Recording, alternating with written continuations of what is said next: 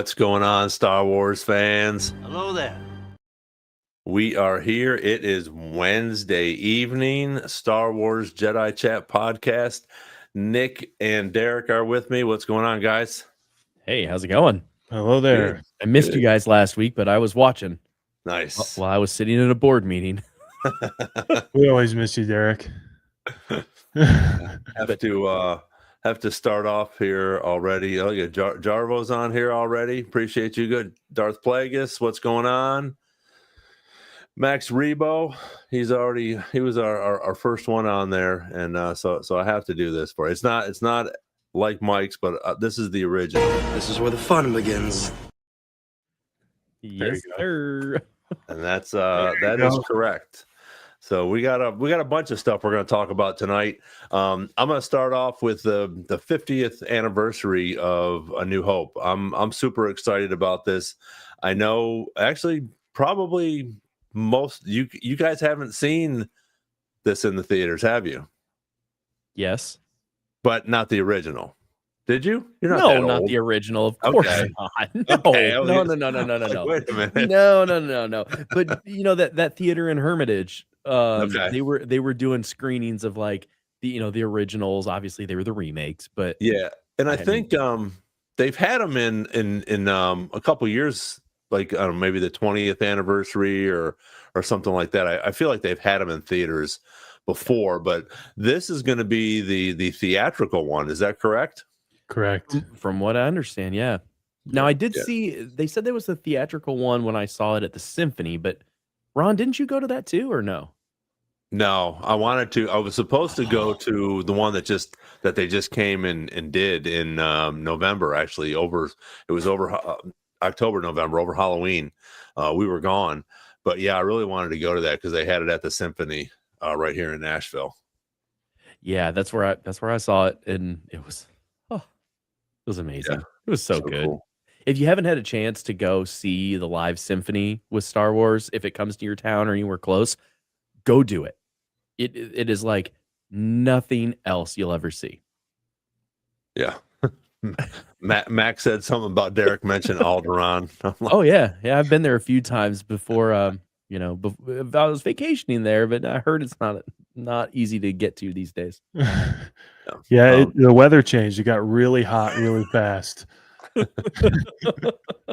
Yeah, but when that happens, the crowds just disappear. Yeah. Oh God. So you guys in the chat, has anybody been to the theater when it came out before? I think it was in I don't even remember the year. Have you guys seen A New Hope in the theater, whether it's been the theatrical one in 77? I don't know if they've released a theatrical version beyond 1997. Because 97 they put them all back in the Menace with the special edition overlay. If I'm not mistaken. And that was 97, you said? Yeah, like leading up to the Phantom Menace. And then I've not seen the theatrical one since I was rocking a VHS player, but I've never seen them in the theater. So yeah, Michael be on later. What is that? Astronaut 110 WW. Welcome. Not sure what G is, but that's okay. Here we go. Derek, do you have you guys chat up there? Yeah, we're good. Nice. There should be. We're good. I got you. I saw what was happening there. Oh, okay. Thank you. You're welcome. Yeah. We don't want any of that in here. Max, you were only 2 years old when it came out. If you were born in 75, but yeah, I mean, I remember going. I don't remember every little thing that was in there when I saw it. Obviously, I was only 10 years old, but it was one of my first memories, which was pretty cool. But I think it's going to be really cool for a lot of people that haven't seen it in the theater and haven't seen it in a while in the theater. I mean, 97 was a while ago. So it's going to be pretty cool. And back to the theatrical part, if they do that, I wonder if they'll put it in, even throw it up in IMAX. Ooh. which would be cool. Be interesting. You know, Or the what is the 4D or whatever that where the seats move and all that stuff. oh yeah, I can't do that. I did that for one. I forget what show it was. I did that for Top Gun. Oh, When yeah, when they did it. Well, I was in Nashville still, so I went to Opry Mills and did the 4D, and then I did it for Maverick too. So that was pretty awesome. I would love to do it for Star Wars, but I could totally see how people have no desire to do it, or they just can't. Like it's a lot. It's a lot. So, question for you guys about theatrical releases. When there was a, they had like the 40th. I feel like they didn't do, if I remember right, didn't do a ton for A New Hope, but they did a lot for Empire, and then they did a little bit for Jedi. Did they put them back? Am I remembering it wrong? Didn't they put Return of the Jedi back in the theater a couple years ago, and then a couple before that, they put Empire in there? And I would assume that'd be special editions because that's all we have. Yeah, I'm pretty sure they were because I went and saw both of them. Because if they come back to the theater, I'll go back and watch them no matter what they are. Which but yeah, I'm pretty sure that they were all just. It was like 2 years ago. They put Jedi through for like 2 weeks, the same way they did like Revenge of the Sith this past year. I feel like, yeah, but that wouldn't have been theatrical release. It would have been, yeah. So it's a good opportunity for people who haven't seen that. Oh yeah, for sure. And it's so cool just to see again, like Mike always says too. I mean, Star Wars was meant to be seen in the theater, which I agree with him. But I also think if you have even if you have a small TV at home, but if you have a decent sized TV and a nice, sound bar, Mandalorian is freaking awesome, and Kenobi and all those live actions are great on TV. And so is A New Hope. But just to see them in the theater, just to sit there, I went and saw a little bit off topic, but I went and saw the double feature of Kill Bill in the theater the other day, which was fun because I haven't seen that. I haven't seen both of them like that. Obviously, probably since the last time I was in the theater. I'll watch them a little bit on TV, but it's just something about being in the theater and watching with other people. And I think this thing hopefully for Mandalorian and Grogu that we can hopefully all go up to Boston and do that as like a fan thing. Which would be cool as hell for all of us to get up there and just have people in the theater that we know or are acquaintances with and still able to enjoy it so much because it's just so fun to be in the theater. Oh, for sure. That's why, like, my house, like, I'm a bachelor guy now, so I've got these really, really amazing ATC speakers. So if anybody, I'm an audiophile, like I'm a music studio guy and whatever, and I got gifted these speakers, and they're 2 pods, and each pod has 3 speakers in it, and it's like almost like a pyramid style. If you Google ATC speakers, you will understand. I got these for free. I get free stuff all the time. You'll understand how much these things cost. And then I've got 2 subwoofers. So nice. Like when I watch Star Wars, which is like almost every day, it's just it is absolutely wild. So and Ron knows. Ron used to come over to my old studio and we would watch Mandalorian. And to me, the experience is that theater-like experience. And I think maybe with the shows, that's one thing where people are missing a lot of it. And maybe that I haven't because that's how I watch everything. But it fell off the back of the truck. No, they were gifted to me. I swear. Got proof. They might have fell off a truck. That's not my problem. But to me, I've always watched all of the episodes or the vast majority of all the new shows and things on a really good theater system. And that, especially like Andor, that made everything so much better because I could feel it. Like when you can feel the bass, if you're just watching on your phone or like the normal speakers on your TV, you're not feeling what the sound engineers are doing. And that tells a lot of the story. And I know this wasn't something that we were thinking about talking about tonight, but I'm an audio guy. And when you have someone whose full-time job is to tell a story through sound that's not your voice, feeling those parts is a huge part of the experience. That's why when you go to the theater, you get a different outtake from when you're watching it at home. Like, so I didn't watch Solo in the theater because I was like, oh, I'll wait till it comes on video. And stop it, Ron. And so I didn't watch it in the theater, but then I watched it at home normal, and I was like, wait, was that good? And I think I texted you, Ron. I was like, was Solo good? And yeah, Derek brags about his home stuff. Yeah, it's pretty badass. It's pretty badass. But I was like, Ron, was Solo good? And you were like, no, dude, it was really good. I'm like, oh, everybody said it was bad. I loved it. And then I went into my studio and watched it. And then I was like, whoa. And when you can feel that and you can get what they were really trying to portray with the ships and all of the different things that were happening, that is a huge experience in itself. So as these movies are coming back out in the theater, I just beg people to go watch them in the theater. It's a totally different experience.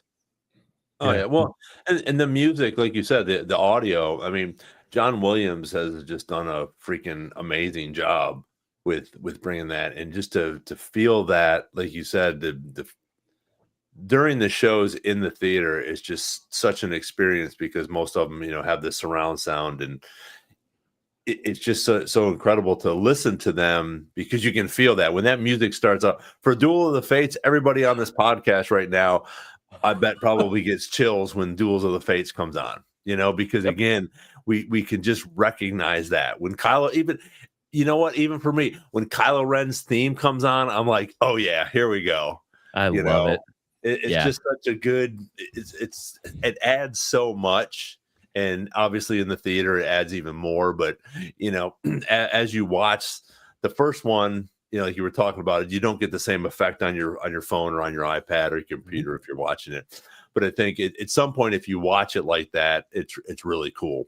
And then you can go back and catch up on little things on your phone or on your computer and stuff like that. But yeah, John Williams is the GOAT. I mean, he has, I really believe no that one Star better. Wars, huh? No one better. There's no way there's a better composer for movies. No. Oh yeah. Well, absolutely. I mean, his background is crazy, but I really believe that. I mean, the music has a lot to do with the success of this as well, because we continue to talk about it. And there was something the other day, Mike showed it. It was a really cool thing with John Williams and talking about the 10-year anniversary for The Force Awakens. And Rey's theme and Kylo's theme and just getting it put together and all the things that he's done for that. So audio, absolutely, audio has to be in these movies. Even some of the things that we watch or some of the shorts that Derek, you've probably done, and I know I've done, and Mike's probably done them. But taking a really cool scene and adding Thunderstruck by AC/DC or something else to it, to some of these battle scenes and things like that. It's so cool, even though, yes, the music's original soundtrack is the best for it, but adding some of these cool songs to them or sound effects is so fun to do as well. And it gives it a little bit different meaning as well, which I like. Oh, for sure. And if you are going to watch like on your phone or a tablet or whatever, at least get some good headphones or earbuds or something, because you're missing so much. And again, like, to me, maybe that's why some of the shows that people don't like as much, like Acolyte, the music and the ambiance in that are incredible. And maybe it's also that, all of us like it. We genuinely like it. But to me, again, like, the more I think about it, it's the experience of watching it and how you watch it. If you're a casual watcher, there's nothing wrong with that, but I gotta feel it. I gotta be involved in it. Yeah, and to your point, Derek, Ben Burt, sound designer, literally probably greatest of all time. Some of the sound design for Star Wars is not only amazing, but like completely innovative for music or for sound design in movies, TV, everything. It's similar innovation that we give credit to ILM for visually, that for whatever reason doesn't get as much attention. So that was always my dream, was to be a sound engineer for like the sound effects and the composing for Star Wars. And that was like it's still kind of a dream of mine. Not kind of, it is. And that's so important because I had an opportunity once where I almost got to go to Skywalker Ranch to do a project, and then COVID hit. Oh man, Yeah. tears. But then I'll throw out here, like going to the theater in 1977. I wasn't around, but there was probably a difference as well with, George Lucas and company playing with Dolby, which wasn't a very popular. It was an innovative thing, which takes you back in your seat compared to other movies of the time. Right. And now everything's got Dolby, whatever. But I mean, even just designing how the sound is delivered to you was also innovative for Star Wars. And then I've said before, maybe not on the podcast, I personally think John Williams is maybe arguably the greatest contributor to Star Wars maybe ever. I know that's a hot take because obviously George Lucas is there, but I don't think it's a hot take. I think he's the greatest contributor to Star Wars maybe ever. And I don't think it's close. I think Star Wars would not have been Star Wars without John Williams. Correct. Right. Yeah. I think it just wouldn't have. I think you can do a lot with Star Wars and interchange a lot of people. John Williams is never, ever going to be one of those, and we're going to feel it when he's not there for the big one. We get a big movie and he's not there, we're going to feel it. Not that people haven't done a great job. It's already happened. But, Rogue One wasn't John Williams. Or Mandalorian wasn't either. Mandalorian wasn't, and they've done a great job. But they're so different. And Jedi Jarvo said about Mon Mothma's wedding dance, epic, epic. That scene was made from the music. Mm-hmm. And so I just feel like John Williams has made Star Wars more than maybe anybody, and I'm shocked. I feel like we don't ever talk about him, but I could do. We could do hours on him. Yeah. I could have a whole podcast just on him. We could run down his discography just in Star Wars and, be transported right into it. I've never listened to George Lucas talk about Star Wars and feel transported into it. I feel like I'm learning something, but whenever you hear John Williams talk about like you were just saying, the Force Awakens thing, talking about what feelings he got about writing certain themes a certain way, you're immediately in it. And I don't know. I think the spirit of Star Wars lives with John Williams and always will. So. For sure. Could you imagine if Danny Elfman was doing Star Wars or something? Danny Elfman's an incredible composer, and his stuff. It's Tim Burton for sure. But without John Williams, Star Wars in 1977 might have just been big Flash Gordon. You know what I mean? Wow. Yep. And that's something crazy to think about. But true. We didn't even have this on the docket tonight, and it's not even on the list.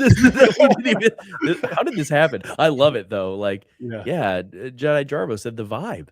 Yeah, we need to get. I'm excited about Mandalorian and Grogu because I think that I can't think of his name. I'm not even going to try it, but I think he did a great job, and I think they're bringing him back for this as well. Correct? The music director, whatever you want to call him, that did. And I think, like you said, there, it's so unique. They're so different, but he that does a good job as well. So whoever, whether it's the producer, the director, whoever is conducting this stuff to be put in these movies, or maybe it's Dave and John, to be okay, this is the feel we want, and again, the vibe that we want. Like Jarvo says, it's so cool. Even without John Williams, we're still able to get some of these really cool live action things, like the Mon Mothma scene. So again, we're from Andor, so we have so many different things to pick from, and the quality, I feel like, Derek, like you said earlier, the Acolyte. People hated on it, but go back and feel the vibe about what was going on while you were watching that, and turn it up a little bit. It's just it's incredible, because if you were to turn it down or take the music out, it's crazy. What a difference it would make. Or if you put some different music in there, you wouldn't feel it as much, I don't think, either. So, and to be fair, comparing, I know I said like they've already put other people in there. I think they've done a great job, and to compare them to John Williams is like really unfair because he's, True. But so I don't want anyone to think that I think the Mandalorian guy doesn't do a great job. He does a fantastic job. Again, the soul of that show, you feel it immediately when you hear the music. Because it's kind of unfair to compare them to, like, it's undisputed at this point. Right. It's like not even close. So Well, and we were just talking about Acolyte, and Ron brought it up again. Like Michael Abels did all the music for Acolyte, and Michael Abels is like he's known for like Get Out and Nope. So he is a big, almost like a hip hop like suspense thing. Interesting. And to me, what was really cool with Acolyte, because I'm a musician, that's kind of where I dissect things. I'm like, this is something they've never done. And there was so much pop culture in the music of how they did it that I think it just got overlooked because of, we've talked about it, the bad publicity and, things that happened. That's okay. But then on, going back to John Williams, I want John Williams' son to do some stuff for Star Wars, which is Joseph Williams. And I don't know if you guys know, this is a deep cut. Joseph Williams is the singer for Toto. And he did like the Gummy Bears theme song and like all of this stuff. So John Williams' son. Oh yes, I did actually. I saw something on that a little while ago. That's funny you brought that up. Yeah, I did not realize that, that's pretty crazy. Yeah, just put him and Steve Lukather in the studio with. Oh my god!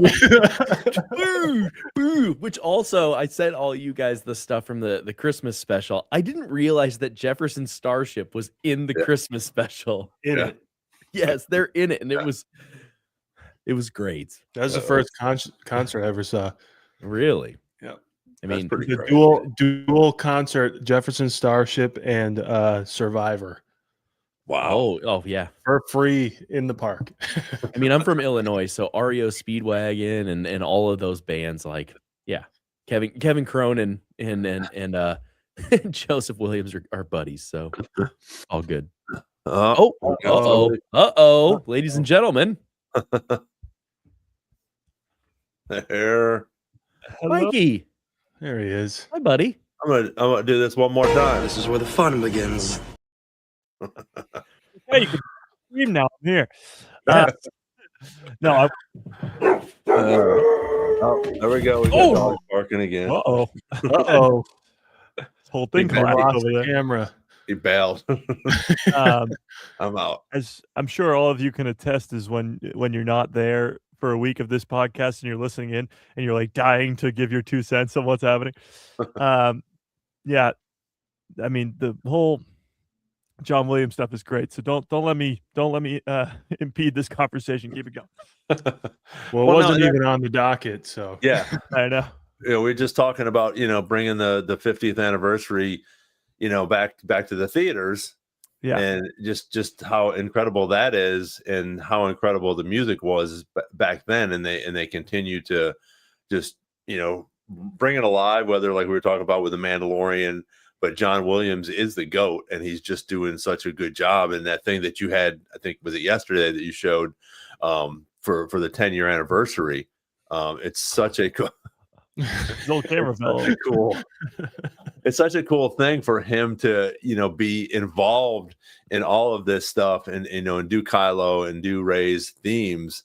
And I think you can, at least I did, especially in that interview, that he's so excited about it and he's genuinely, loves doing this stuff, which I think is really cool. Yeah, I mean, and as you guys sort of touched on too, Star Wars now, John Williams isn't making any of the music anymore, but it's so like everybody who's come in has taken from what he made. Like it's all just, he laid the groundwork. It's much like George Lucas. George Lucas lays the groundwork. He doesn't work on Star Wars anymore, but still everything goes back to what he did. Same thing with John Williams. Everything ties back to those, I guess, original themes and all those things from the original trilogy and the prequels as well. I guess in the sequels too, because he did those as well. But when we talk about the Mandalorian and Grogu movie, it was a big risk, to sort of do something pretty different with the Mandalorian. There was a lot of risk with the Mandalorian involved, but the music it's different. It's very different from Star Wars, and it's awesome. I mean, I just sit there sometimes going dun dun dun dun dun dun dun dun dun dun dun.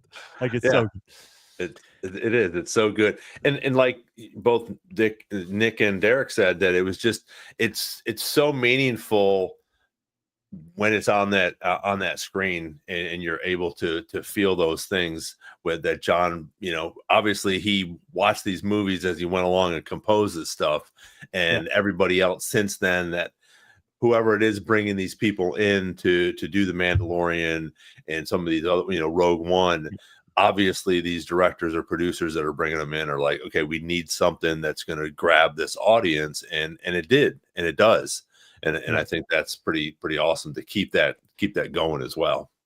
I will say, because since last we convened, me and Sam have watched Kenobi. And I know Nick and Ron say Kenobi's their all-time favorites when it comes to those live-action shows. It's so good. I mean, it's so good. I forgot. I was worried for a second. Really no. It's so good. Keep that up. I know. It's even better than I remember it. Like the Reva stuff is still the Reva stuff, but when you're not dealing with the fandom going Reva sucks all the time, it's her character is perfectly done. It's a youngling who survived Order 66, whose one goal is to take revenge on Vader. She gets so deep into the Empire that she becomes an Inquisitor, the Grand Inquisitor at one point in the show, and then she turns on Vader. And all those 10 years of hard work were for nothing because she gets absolutely destroyed by Vader, and it's awesome. But that's besides the point. Going to the music side of things, the music in Kenobi, and I know they brought John Williams back to do the main theme, but he doesn't do the entire score. So the music in Kenobi is awesome. Mm-hmm. Specifically, the final fight when they meet on the planet, forget the planet's name, but Vader goes, "Did you come to kill me, Obi-Wan?" And he goes, "I'll do what I must." And then he says, "You will die." And then Obi-Wan hits the stance.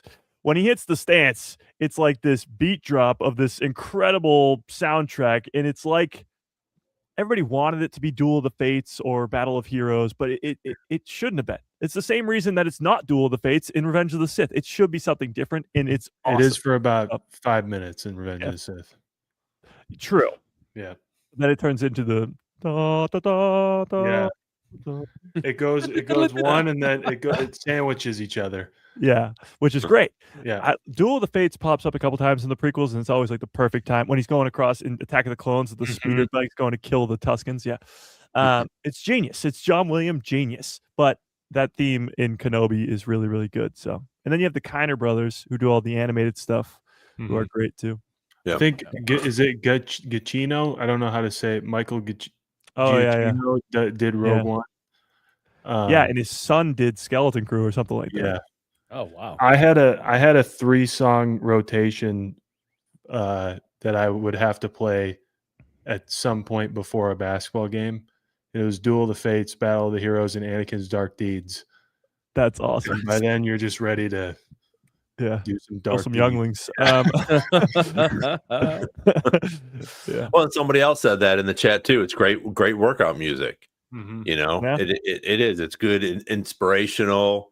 And it's so good that what's going on. It's so fun.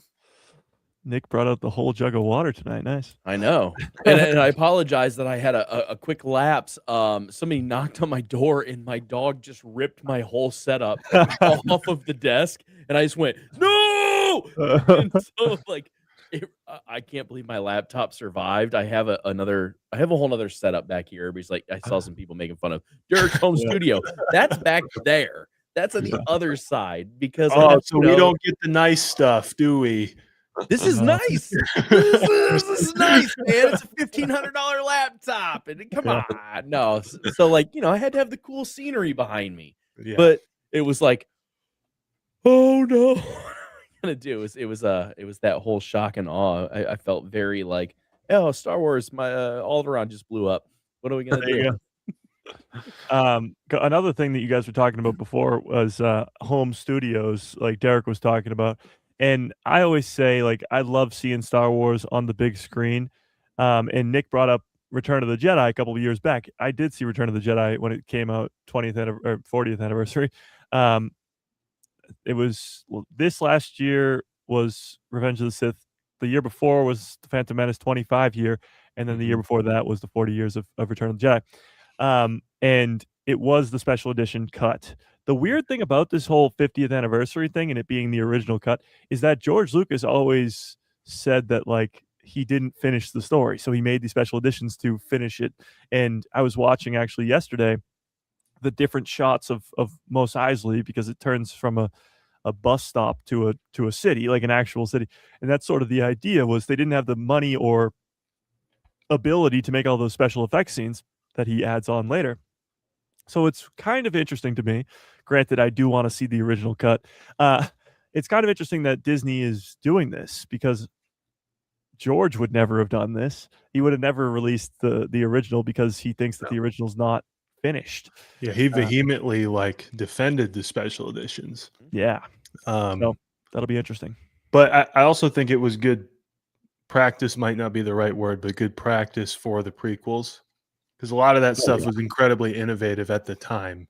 And we look at it and go like, man, the lizard walking past them looks awful. Why is that even in there? You know, or whatever the critique is.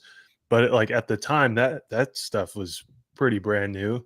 And that's the exact type of technology they were kind of like trying out for the prequels that led us to the entire movie industry being changed. So the prequels are pretty crazy, but when it comes to at least the Phantom Menace, if you go to the Phantom Menace and watch the scene where Obi-Wan and Qui-Gon are talking on Coruscant looks like very different. We'll put it that way. It looks very different. And then in Attack of the Clones, only 3 years later, there's this whole chase scene through Coruscant, and it looks awesome. And then in Revenge of the Sith, the fight over Coruscant, it just keeps getting better over just a couple of years because the technology gets ridiculously better. It's crazy that Revenge of the Sith was 2005, because CGI now still looks worse than that. I know. It's 20 years ago. Yeah, it's really incredible how I think you can still look at some of these dogfights from the original 3 and they're just as good as the ones nowadays. Yeah. You know, I mean, there's little bits and pieces and sometimes you can pick, but I mean, if you think about, I mean, it's going to be 50 years, you know, in a year and a half. And what he did back then with the special effects, and like Nick and Derek were talking about earlier with the sound effects, you know, just those things of, you know, tapping wires and finding little goofy things to make these noises for the TIE fighters, or how Chewbacca's going to sound, or, you know, R2-D2, just different things like that. Is just incredible how they were able to bring everything to fruition. And we're still talking about it, you know, for hours. I think a lot of that is because of, I don't want to say crudeness, but because of the more analog version of it, there was so much more. Your brain automatically has more suspension of disbelief. And when you see things that are cohesive like that, I mean, it's a pretty industry, like it's an industry term. So it basically lets your brain turn off of how things work. And so now when we've gotten so much realism, when we see something that doesn't quite fit with that realism, we're like, oh, that didn't look as good. But when you have the older movies, it's way more cohesive, because it's like, oh, well, you know, everything wasn't perfect. So you almost naturally shut off. I know this is like super weird, deep stuff, but I think that's why the old movies stand up so well, is because the suspension of disbelief. And I'll throw in there, when I would show my friends Star Wars who hadn't seen it, for example, like in college, I had the, you know, really popular like box set of all 6 of them that had a DVD and a Blu-ray in it.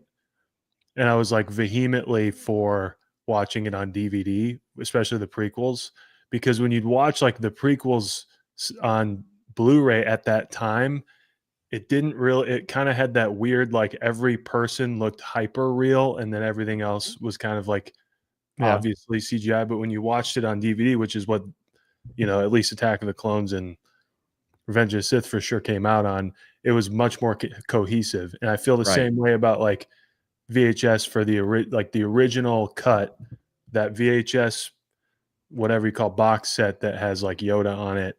Yep. And the Stormtrooper. I believe those are theatrical releases, but the whole thing just it works.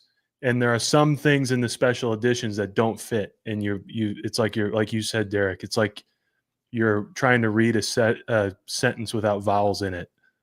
It's right, your brain kind of works. Yeah, it's like when they go into the city and you see all of the new CGI stuff done with with whatever creature it is where they're riding, they look like a dinosaur, and in the speeder going across, it doesn't work as well because there's so much of a shift. It's so different. Where it's too different, and that's where I love seeing the old theatrical releases. Yeah. I mean, what's really cool about the original Star Wars 2 is that, like, well, I'm assuming they're gonna enhance it. Like, it's not gonna be the grainy non 4K. Like, it'll be. Love the grain. Yeah, give me analog. Let me feel it. It is funny though, because when you think about Star Wars, most times people just think George Lucas and George Lucas and George Lucas. But we talked about John Williams already. You guys, I heard, talked about Ben. Is it Ben? Ben Burtt. Ben Burtt, yes. Ben Burtt, who, if you watch any of his behind the scenes stuff, it's like that guy was a freaking genius, making up all those. Like, he has to make noises that don't exist. Like, how is that even possible? So that was really cool. But it literally took an army. It took an army to create this great franchise that we have, and it still does. Like, these movies, like, people get credit, John and Dave, and deservingly so, but it takes thousands and thousands and thousands of people to bring these to life, not just composers, not just special effects people, but Oh yeah. Well, and that's like with the sequels, they're beautiful. They are absolutely gorgeous. And if the storyline doesn't line up, okay, we talked about that, but you cannot deny that they're beautiful and they're cohesive. That's my thing, is like, if you look at the originals and then the sequel or the prequels and then the sequels, if they all line up the same, not even like, oh, they look like the originals, they line up in their 3 sets, that helps me get into the mode of like, this is where we're watching right now. But that's almost where I don't love when they redo them too much. I like that grit. I like that grain of, let me see the problems that they had in the original ones. Because man, they look good. They look good. I don't want CGI in the originals. I also love this is kind of goes with 2 things about the originals. One, George Lucas was apparently adamant about everything looking really lived in, except for Imperial stuff. And science fiction at that point was very futuristic and everything was polished. And he's like, no, everything needs to be dirty and lived in. This is a world that's been here forever. We haven't even seen the real story. We're coming in, late. And that's cool. But another thing like that's cool is, if you notice in Rogue One, I feel like they made an effort to make everybody look like they were from the 70s. Like, a lot of the rebel pilots and stuff had like 70s facial hair, sideburn, all that kind of stuff. Those are cool things that I hope kind of continue. I feel like that was a way to keep it cohesive. If there had been people in there that kind of look like, the fashion or whatever of today, might not feel cohesive, but it feels like that same lived in 70s vibe. With a movie so close to the original, that makes sense. But I agree. I like when it's all each era kind of has its own cohesiveness, and that's okay. It doesn't all have to look the same. Well, Papa Boz just brought up a good point, was the originals with better lightsabers. I agree 100%. There are things, there are definitely things, but like, I don't want to see like late 90s, early 2000s CGI in the originals. It's not good, and I know what they were going for. It was great. Like, when it happened, I was at that age range where I was like, this is so cool. But now I'm like, I kind of would just like, when they have potatoes and shoes in the background, and that's fine with me. There's camera win again. There it goes. There's another part of it. Like, there are a couple things that are cool. Like, I think the first Death Star explosion was updated and it looks great. You know, like that, it looks awesome. But then the like one that always gets me is the Sarlacc pit. I wish they never put the beak in there. You know, in the theatrical one, there's no like beak and tongue. And it was just this kind of mysterious monster in the sand that people fell into. And that was one where it's like, did that really need to go in there, or were they testing it out? But there are some things like the Death Star explosion. I'm sure there's many, many more that I think that look good. But it's when it's kind of superimposed over it that I agree with Derek. Like, I don't want the Sarlacc to have a beak. You know, that's just me. But there's so many things, I think, which is cool though with the new technology, and I don't know if I think we all got that the other day, the whole Grievous thing. You know, I said that out to everybody. It was so good. Yeah. If you haven't seen the fan fiction on Grievous, it's pretty crazy. But those are cool things that we get to fill in with, and just like the lightsaber duel that Papa Boz was talking about, and I wanted to welcome him and Lane and who else? A couple other people jumped on. Mom and Dad are on here. Baker. Mom and Dad. Hey, Mom and Dad. Brandon jumped on here. We appreciate you guys coming on. But I think that whole new and I'm sure we've all seen it, that one where Darth Vader and Kenobi, and this was a few years ago before AI and stuff was really getting into it, and it was really cool. We have to again think, okay, that lightsaber duel was almost 50 years ago, so it's going to be a little janky. It's going to be a little bit different than when we saw when Ewan and Hayden came in and Ray Park, and we started seeing all that stuff. For me especially, and probably for you guys as well, but for me, seeing the OG stuff and being like, okay, that was cool at the time, and then seeing this stuff, it just blew my mind. And I think that we still love the originals, but love to see a Kenobi and Vader done over again, or to see a Grievous and how Grievous was, how Grievous came to be, and these things are coming out just more and more, which I think is, I think it's a double-edged sword for us at this point.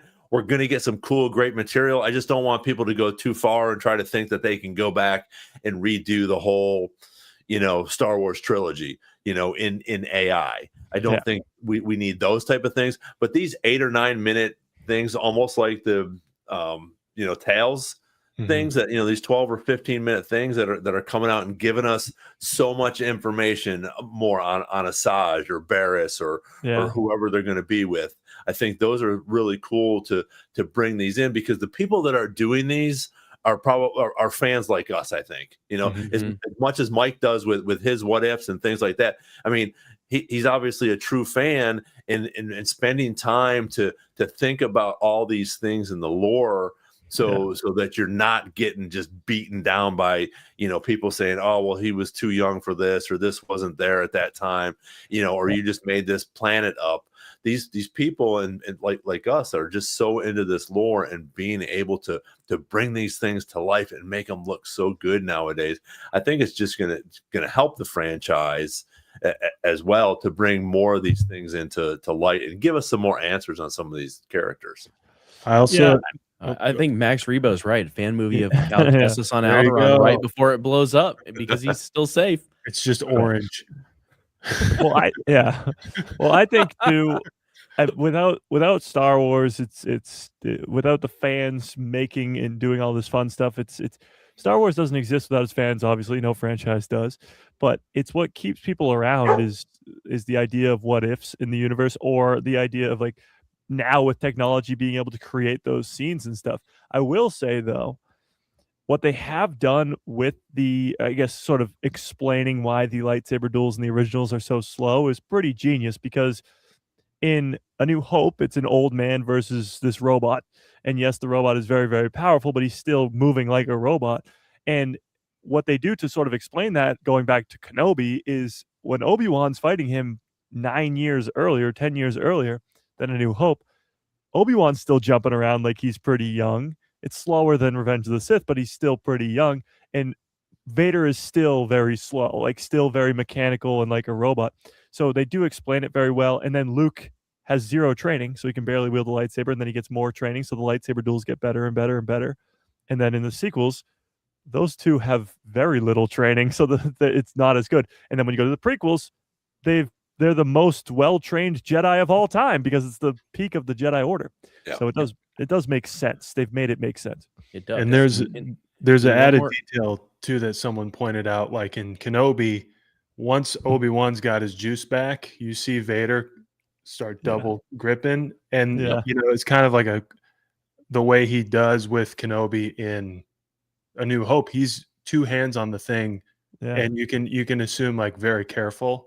Whereas the rest of the trilogy, he hasn't put 2 hands on it the whole time he fights Luke until he's like, hammering him. Now, is it careful or is it more emotional? Probably both. Yeah, a little both. Because he's now lost to him twice. I feel like he's like, I'm gonna do it for real this time. And also, what's he doing here? Yeah. Well, one of the best parts of Kenobi is just that. Like, they explain or show, I guess, that Anakin is still very emotional with Obi-Wan. Like, that's why he decides to go after him and leave the rest of the rebels, just because he only wants Kenobi. He's so obsessed with it. But also in episode 5, when they do the flashbacks to their training sequence before Attack of the Clones or during Attack of the Clones, and they use that to sort of go back and forth with the real world because Anakin is still just way too emotional, and Obi-Wan's teaching him that lesson all those years before, and he still hasn't learned it. And it's perfect because in A New Hope, his first line is, or one of his first lines to Obi-Wan is, when we last met, I was but the learner, now I am the master. Like, the Obi-Wan Kenobi show, although there wasn't like a need for it, I suppose, it does answer a lot of, I guess, open-ended questions that are brought up in A New Hope, which is really, really cool because without it, yes, the last time they met technically on Mustafar, he was but the learner, now he's the master. That makes sense, I suppose, but it really makes even more sense when you watch Kenobi, and it's awesome. Yeah. Hey, guys, Brandon brought up a point on what the show is supposed to be about tonight. Yes. About KOTOR and Knights of the Old Republic. And some of the news there. Should we shift? Yeah, let's shift a little bit here. Now, before we shift, though, I have my Darth Jar Jar shirt that I made. That is awesome. I wanted to know if we made a Darth Jar Jar shirt for this podcast, would anybody want it? I'm going to put it on the poll because I would totally do these for everybody if they wanted them. So, do you want a Darth Jar Jar shirt? All right. And while you're answering that in the chat, I also, if you guys are liking this stuff tonight, we need. So if you get a chance, hit a like, subscribe, tell your friends about it. I know we've gotten a little off topic, but yeah, let's jump into this game a little bit. It's one of my favorites, and by one of I mean my favorite. So the big news is that tomorrow is the Game Awards, and many different people are reporting that there's going to be a big old announcement / maybe even gameplay or trailer at least for a Star Wars game. And most reports are suggesting that Star Wars game will end in Old Republic. Kind of funny that they phrase it that way, but end in Old Republic. Could be Knights of the Old Republic, could be Star Wars The Old Republic, but I assume Knights of the Old Republic because that game was announced 4 years ago. And since then, we haven't really gotten much of anything about it. Now, some people still think it could be a part of an announcement for maybe Jedi 3, Cal Kestis, or Battlefront 3, which some people still hold out hope for. But I think all lines are pointing to a KOTOR remake, which they announced 4 years ago, and actually getting some sort of trailer or gameplay.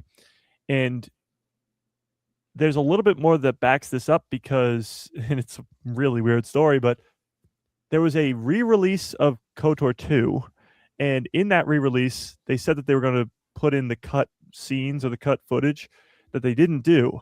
And so somebody like sued Lucasfilm Gaming over it.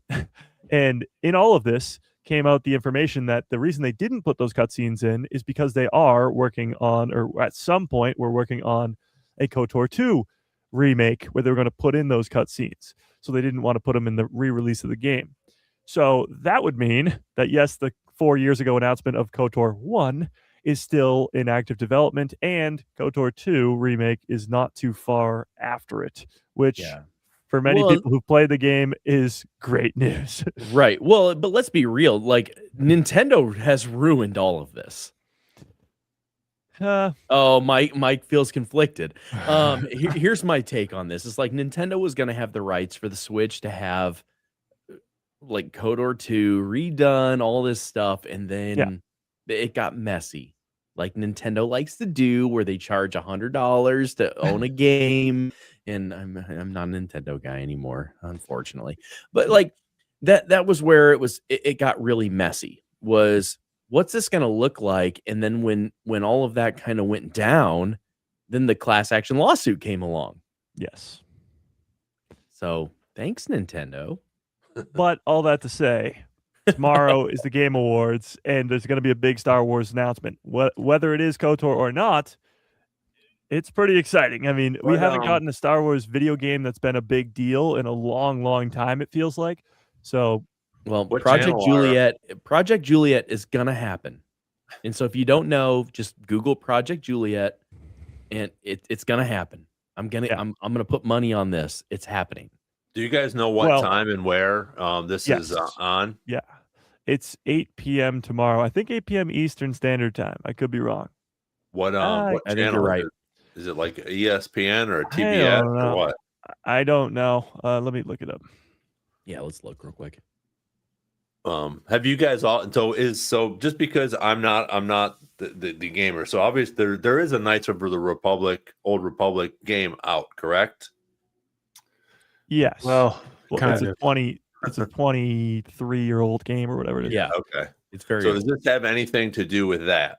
Yeah, it's a remake of that game. Yeah. Okay. Yeah. But and then they're also talking about a number 2 as well. Well, the second one did come out. Yeah. There is a second one. Yeah. Oh, okay. Yes. That's where Nihilus is from. The second one was sort of, that's all your Revens and your So the first one is about Revan and sort of the I guess it's Spoiler about him as true. That's the biggest reveal of the whole thing. People by now know that. It's been 20 years. Okay. So it looks like Prime Video, YouTube, and Twitch. Yeah, that's what I'm seeing too. It's on YouTube for free, and then you can watch it probably on Amazon Prime. Wonderful. So KOTOR brings in all the Old Republic characters like Darth Revan, who's a fan favorite character in the first game. The second game mentions Revan a lot, but it's mostly about different characters, and Nihilus is involved in that too. The thing with KOTOR 2, though, was it was pushed out too quickly, so it wasn't really finished. The developers wanted more time with it, and that's why there's all these cut scenes that they talk about and all that.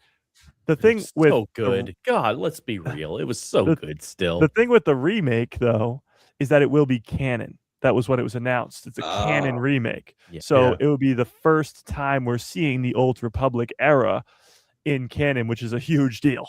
Oh, yeah. Mm-hmm. Which I think I said, and maybe I didn't, but up here, I think I did, with all of the Lego stuff coming out with Revan, I was like, this is going to go back to KOTOR 2 and having all of this be canon. Yeah. Yeah. Well, and in their announcement, somebody go back and watch it.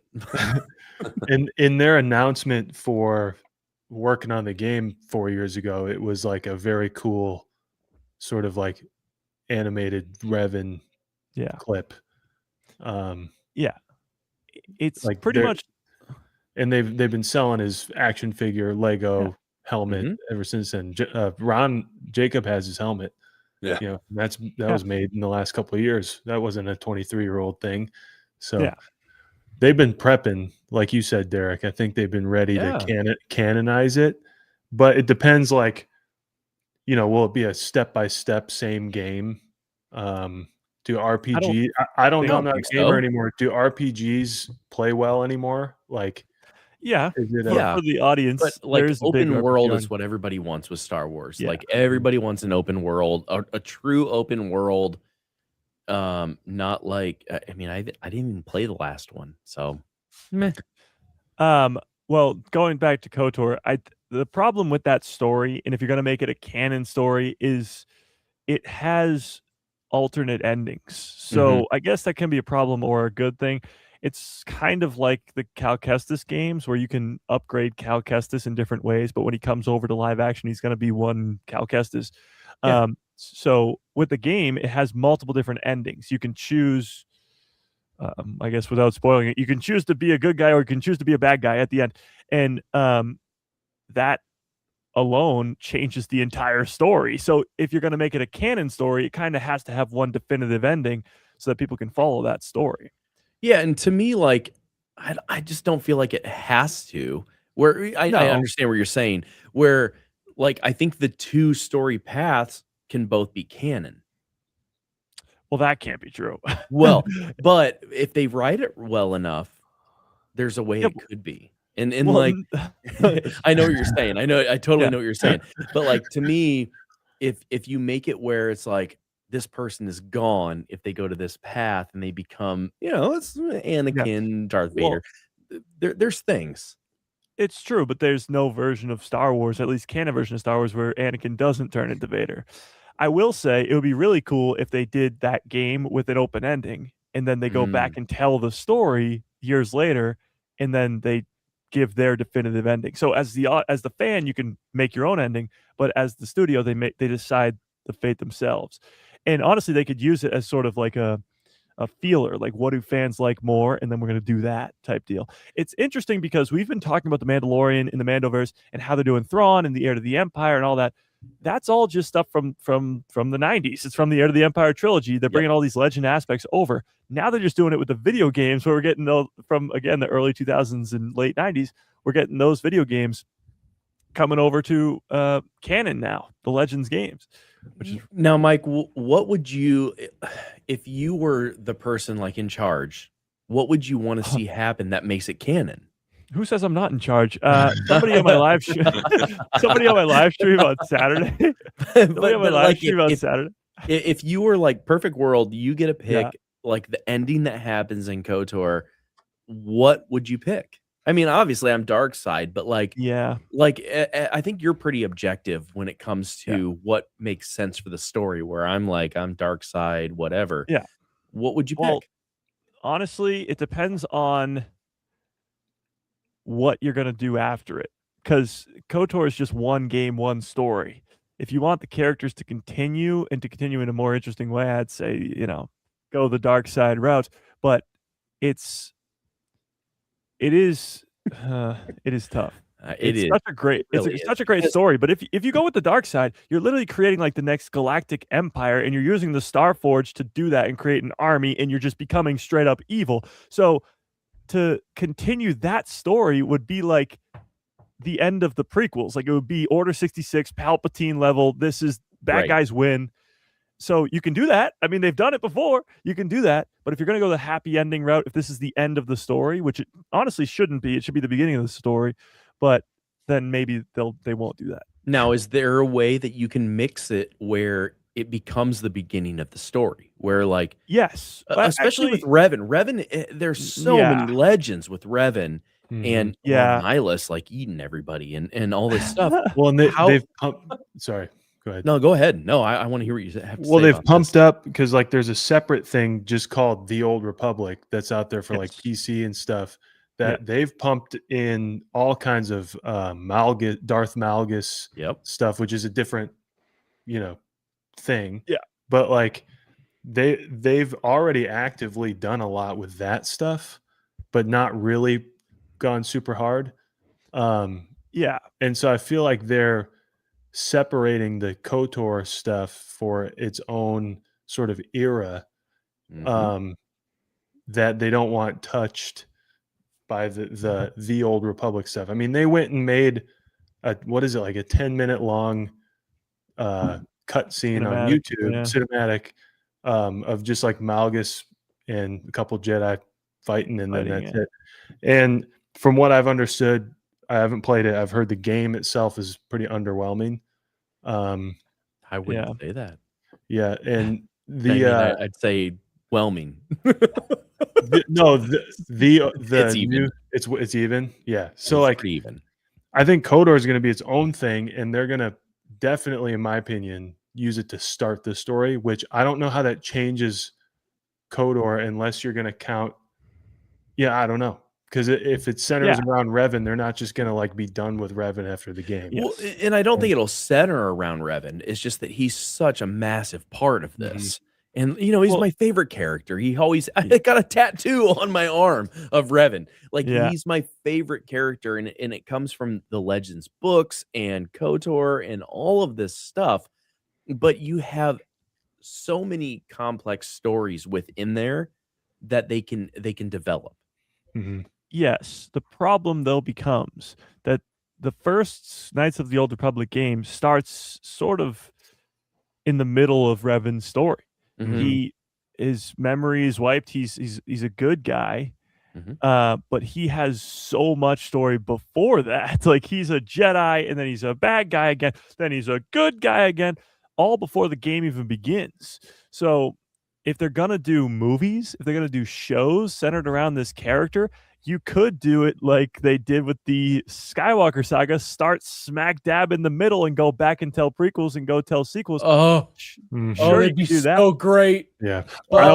Give us 9 movies on Revan. Yes, I agree with you, but would you prefer them to do it in chronological order now that they have the opportunity to, or would you want to see middle of the story, prequel, sequel? Yep. I want the original. I want the original style.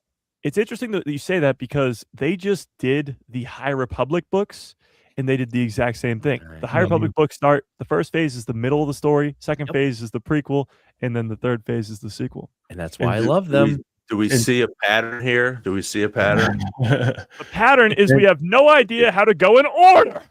Yeah. And Max Rebo said, would he kiss his sister? Like, does Revan have a sister? Well, I think so. Speaking of High Republic, I do think it's an opportunity for them to kind of shore up the timeline a little bit too, because like, is there really a reason that Knights of the Old Republic needs to be 20,000 years prior to, or like some of these characters need to exist tens of thousands of years prior to the movies?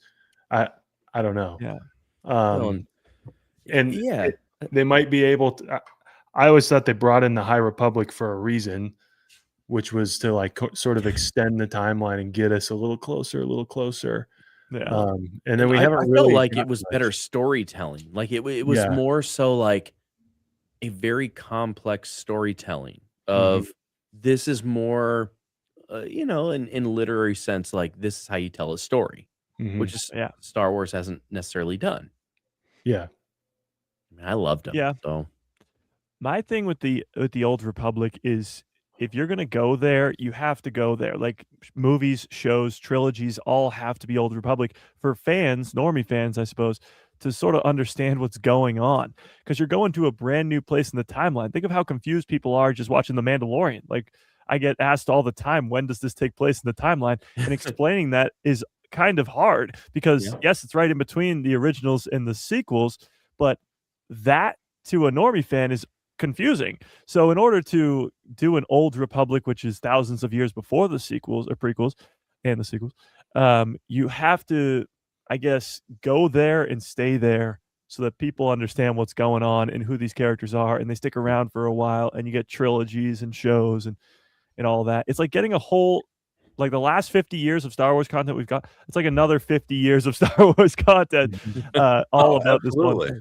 Yeah. Well, and maybe Ron can weigh on this because he's the Funko Pop master with this. But like, I just found, I just pulled down my Revan. Nice. And this is the Gaming Greats Revan.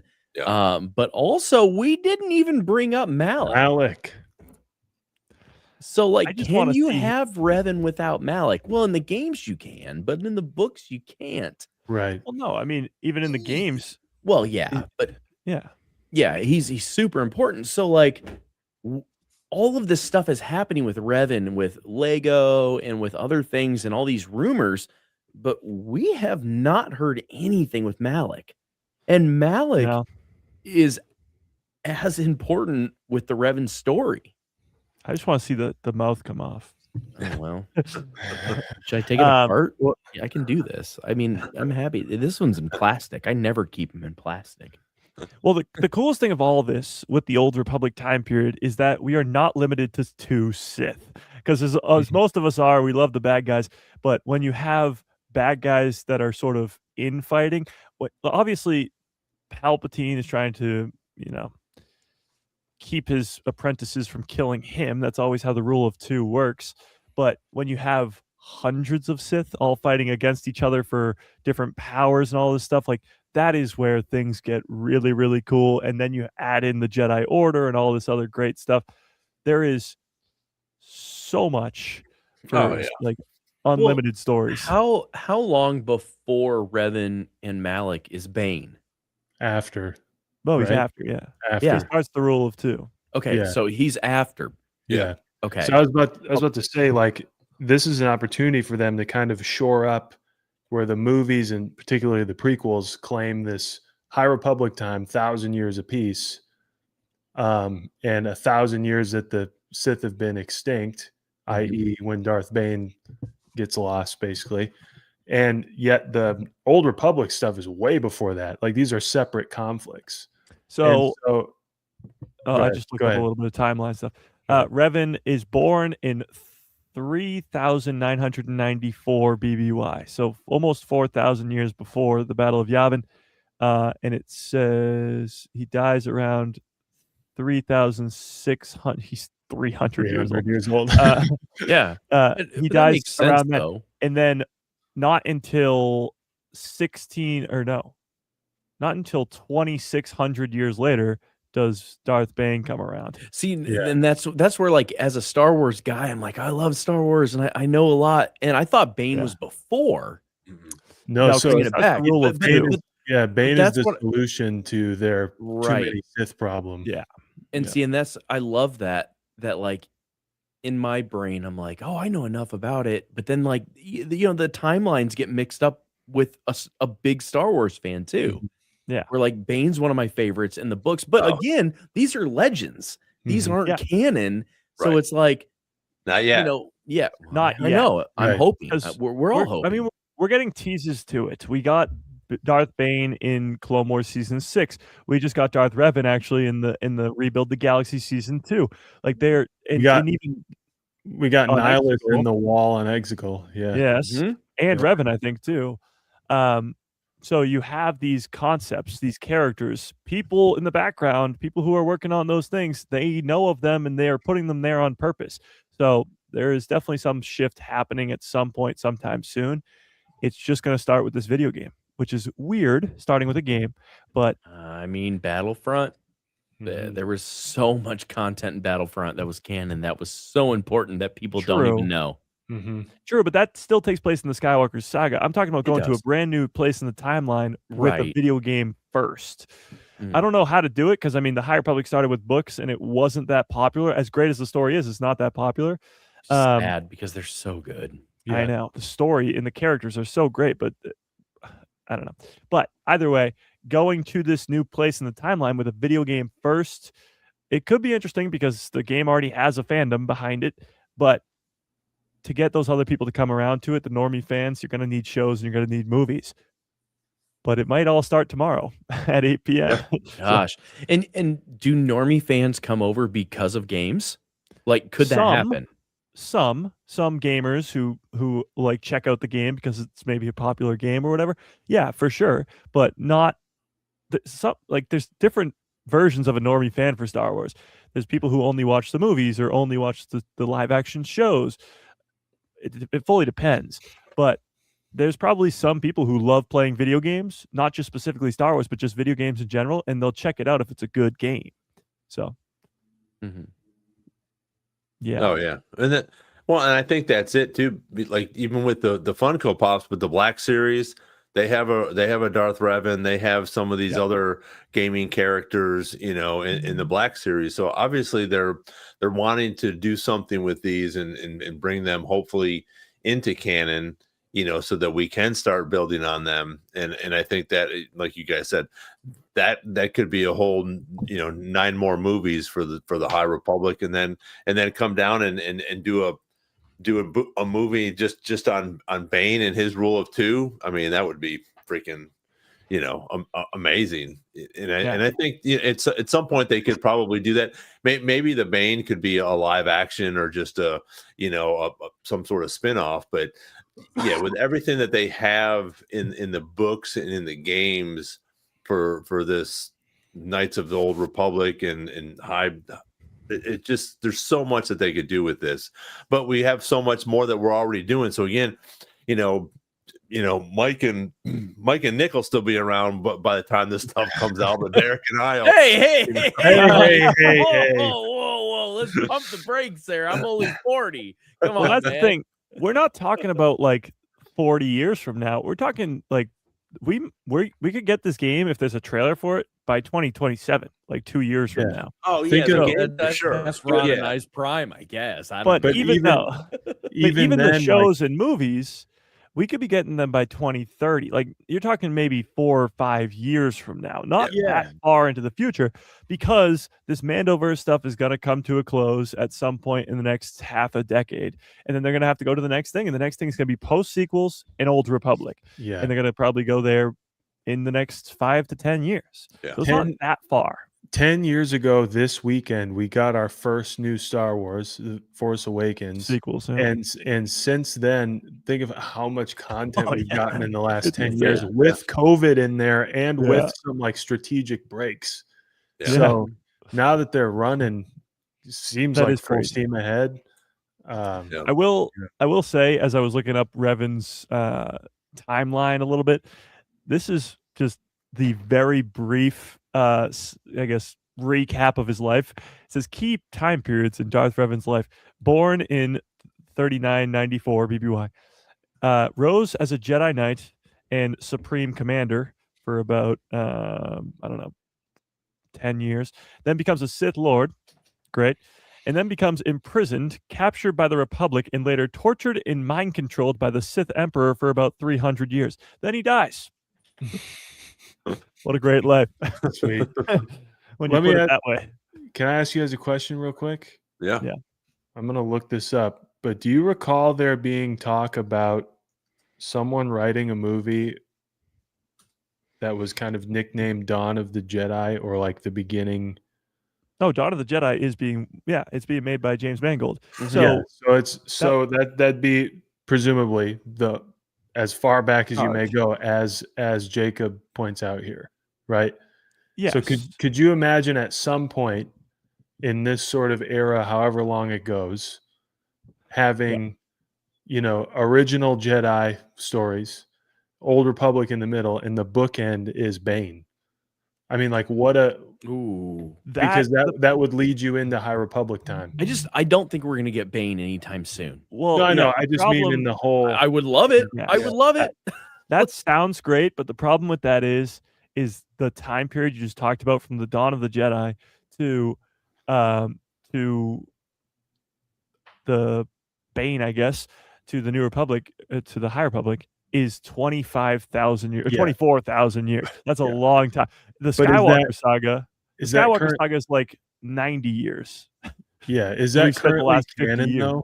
That's my question. Like, is it currently canon that Revan's 3,000 years ago? I see.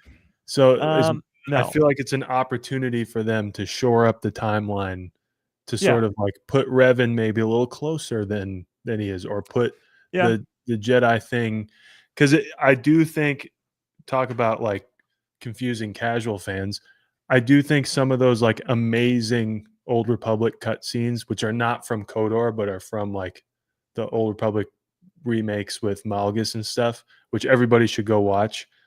Like it looks like you're in the prequels, right? And that's thousands of years prior, which can be confusing if you're trying to capture a new audience. But I think their opportunity to shore up the timeline is there, where it who cares if they shave 1,000 years off or something like that, just to be able to have a playground. I do agree that the Dawn of the Jedi thing should be very old. Yes. should be older than Old Republic stuff. But I think there's an opportunity there to like bookend the end of this whole run with moving into the conflicts that we read about in the Darth Bane trilogy and all that kind of stuff, because these are kind of separate things. But it's a way to maybe package it up a little bit, because it was kind of the Wild West with expanded universe and dates and times and stories and stuff Okay. when all this blew up. But I will say, and as you mentioned, they could shore it up by retconning something, but what I'm about to read to you is, for now, canon. okay. It says the Dawn of the Jedi era occurs from 25,025 Ooh. BBY to 25,020 BBY. It's a 5-year era. It was an era in the Jedi when the Jedi Order was founded by the Prime Jedi in dedication to using the Force energy to protect life. It was also the era where the Mark IV architect droid Hu Yang was created. So that's set in canon for now of 25,000 years. It's a long time. That's a long time. And what's honestly really cool about that is Hu Yang is 25,000 years old. Yeah. Like, he's just hanging out with Ahsoka, and he's 25,000 years old. But what I think would be the coolest part of the Dawn of the Jedi would be its connections to the Skywalker saga, which sounds ridiculous because it's 25,000 years before. But locations, Arc 2 or Tython, because you see the Seeing Stone in The Mandalorian season 2. Imagine seeing that Jedi temple when it wasn't buried underground, or like wasn't just ruins. Like, that would be so cool, because then you can just be like, this was it in its prime, and this is it when Grogu sits on the Seeing Stone 25,000 years later, and there's a connection there. Or the sacred texts that that Rey now has, that she used to do all that stuff. Like, or even the Prime Jedi. Yes. Like, that was a cool concept that they just dropped. Yeah. And little things like Tatooine having water. Yeah. That's yes, exactly. So as they travel across the galaxy, which by the way becomes even cooler too, because you got to think hyperspace really hasn't been invented yet, and all this stuff is going to be sort of implemented as they go. Like, that stuff will be new, and they'll have to evolve into that. Like, when we go to the Dawn of the Jedi, the ships will look very, very different, because they can't go to hyperspace. They haven't figured that out yet. And all that stuff will be, I guess, discovered as they go along. The Dawn of the Jedi stuff has me the most excited, not only because I love James Mangold, but because it is the origins. It's the beginning. It can connect to Rey and the sacred texts. Because I think, correct me if I'm wrong, but the sacred texts, don't they show like the world between worlds in The Rise of Skywalker? Isn't that how Rey learns to force heal in The Rise of Skywalker? Like, they knew a lot of stuff back then that got forgotten over time. And it's funny when you always look at Star Wars versus the real world. We talk about like the pyramids on Earth. Like, we don't even know how those were built. Like, we sit here and that was only a couple thousand years ago. Imagine 25,000 years ago on Earth. Right. It looks completely different. So how does the galaxy look different? And as Nick just brought up, planets look different. Tatooine's not a desert. Mustafar's not a fiery landscape. Like, Kamino's not underwater. That would be really cool. Yeah, there's so much that they could do with this, which I think, again, like you said, once they start to burn out this Mandoverse that they're doing now, and not in a bad way, but they're going to have to go back. And I think that if you start it now with a game like this and start to continue bringing people into the games, or maybe even throw up a live action or something like that to bring it to fruition, and have these guys now in canon, you can do so much more with the merchandising, which again brings in that money, but also continues to bring the franchise even bigger. And we get to go back into, and somebody mentioned it, like you guys said, 25,000 years ago, but it's almost like a Game of Thrones type of thing, where there's no electricity or vehicles or vehicles that can't go into hyperspace, just different things like that they could do, which you could do 3 trilogies of that. And I think that's a cool idea, like what Derek said. I think if it's already established in the game, which it sounds like it is, do the middle part, and then go to the prequels and the sequels again. So I think that would be pretty cool. But there's so much information, and we have so many books and games and stuff on it already.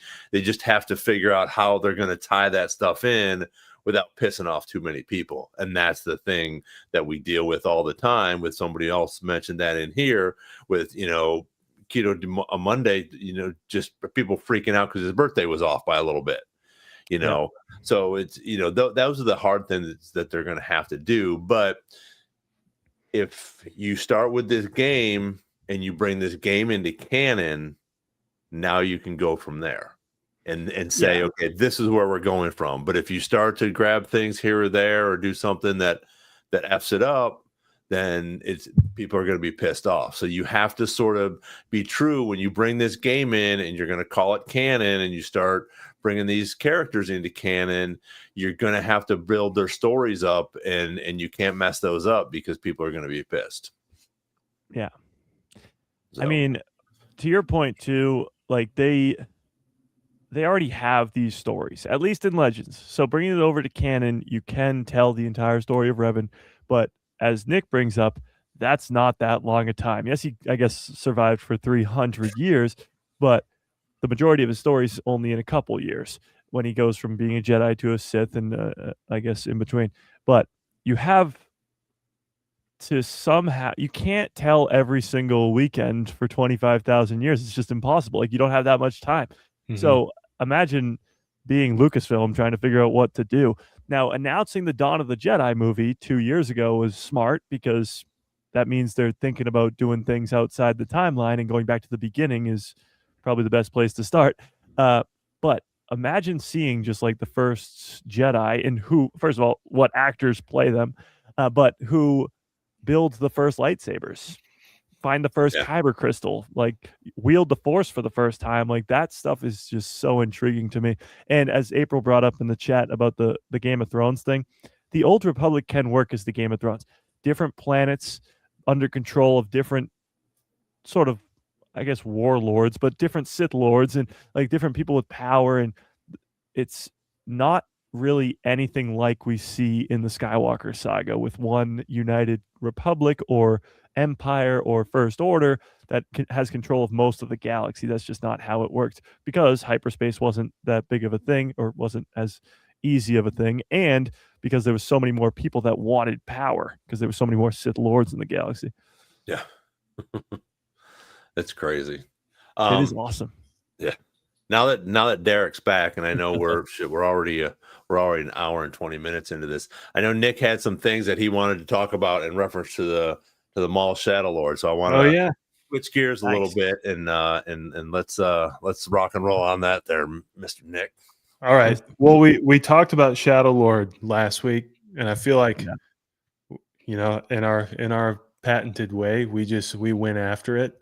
And so there were some questions. Love us. I know there were some questions that I felt like I was meaning to ask, and then I forgot about them. So I wrote them down. Nice. Right. And this is for the chat as well. And for those who may not know, I don't know how you wouldn't. Shadow Lord is a Maul animated series coming. First thing that we're going to get in 2026, presumably. Whoa. Right. So it's the first thing that we're going to run into. So I have a few questions that I've been thinking about this week. They start pretty simple, and we'll go around, and then they get a little more in depth as we go. Sound good?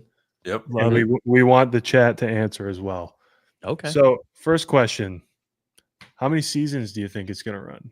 We've talked about this before, but now we have concise things. So let's I'll get a poll going on here.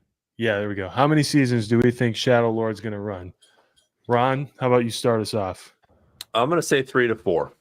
I think it'll be similar to the Bad Batch. I think they could go longer, and I would love it if they did. I'm like Mike. Maul's probably one of my top 10, maybe top 5.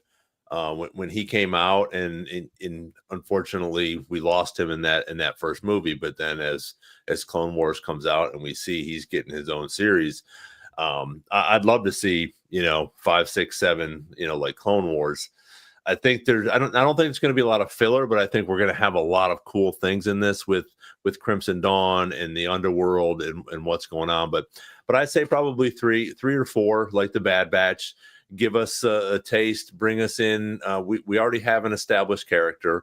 We're going to establish a couple more characters, hopefully, maybe an apprentice for him, which I think would be cool. So that's going to give us enough time to, bring some of these new characters into fruition, tell their story, but also give more background on Maul, because it sounds like they're not going, from one end of the spectrum to the other with Maul. It's going to be a little bit of a time frame here, from the end of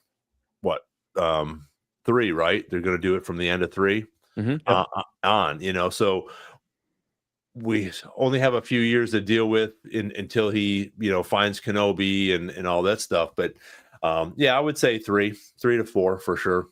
Yeah, Max Rebo said you didn't include one. I made the poll, so if you don't like how I made the poll, that's okay.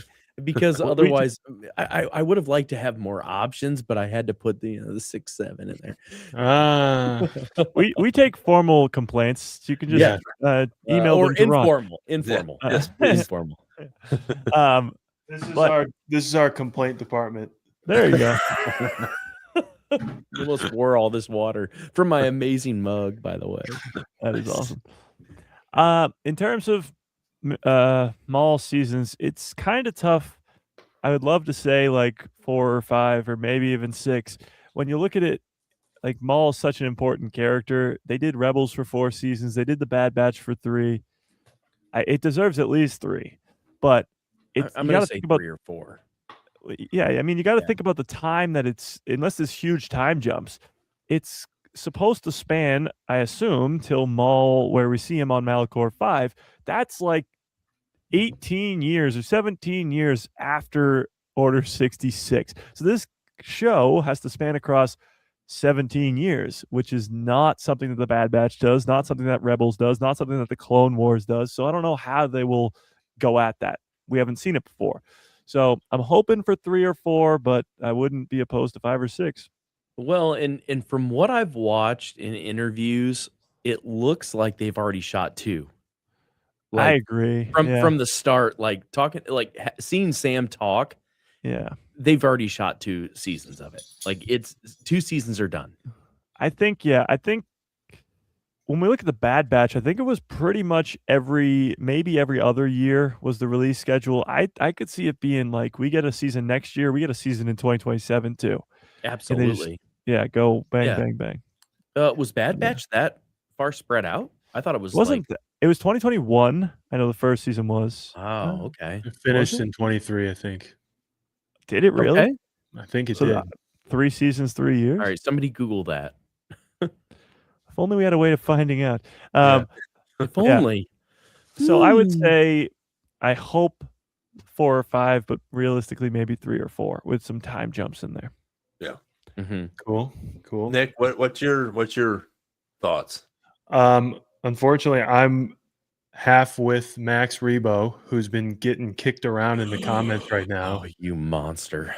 No, only because I feel like Ron mentioned it just a second ago. Like, I don't see much filler for this show. I think it's going to kick ass the whole way. And to me, depending on the episode count of one season and how they pace it and what the story really is about, I think it could be like a combination of the Bad Batch and Tales. Where it's not. I don't think it's going to be like Clone Wars or Rebels where it goes long. And if it does, I'm either 1 season or 3 seasons. Nothing else, no more. Not 2. I don't think there's going to just be 2. Yeah, I think if there's 2, there's going to be 3. Yeah, and that's where I'm. If it was just 1 season, it would have to be done for a specific reason that's not involving Darth Maul, like to establish a different character, like maybe Darth Talon, which is a possibility.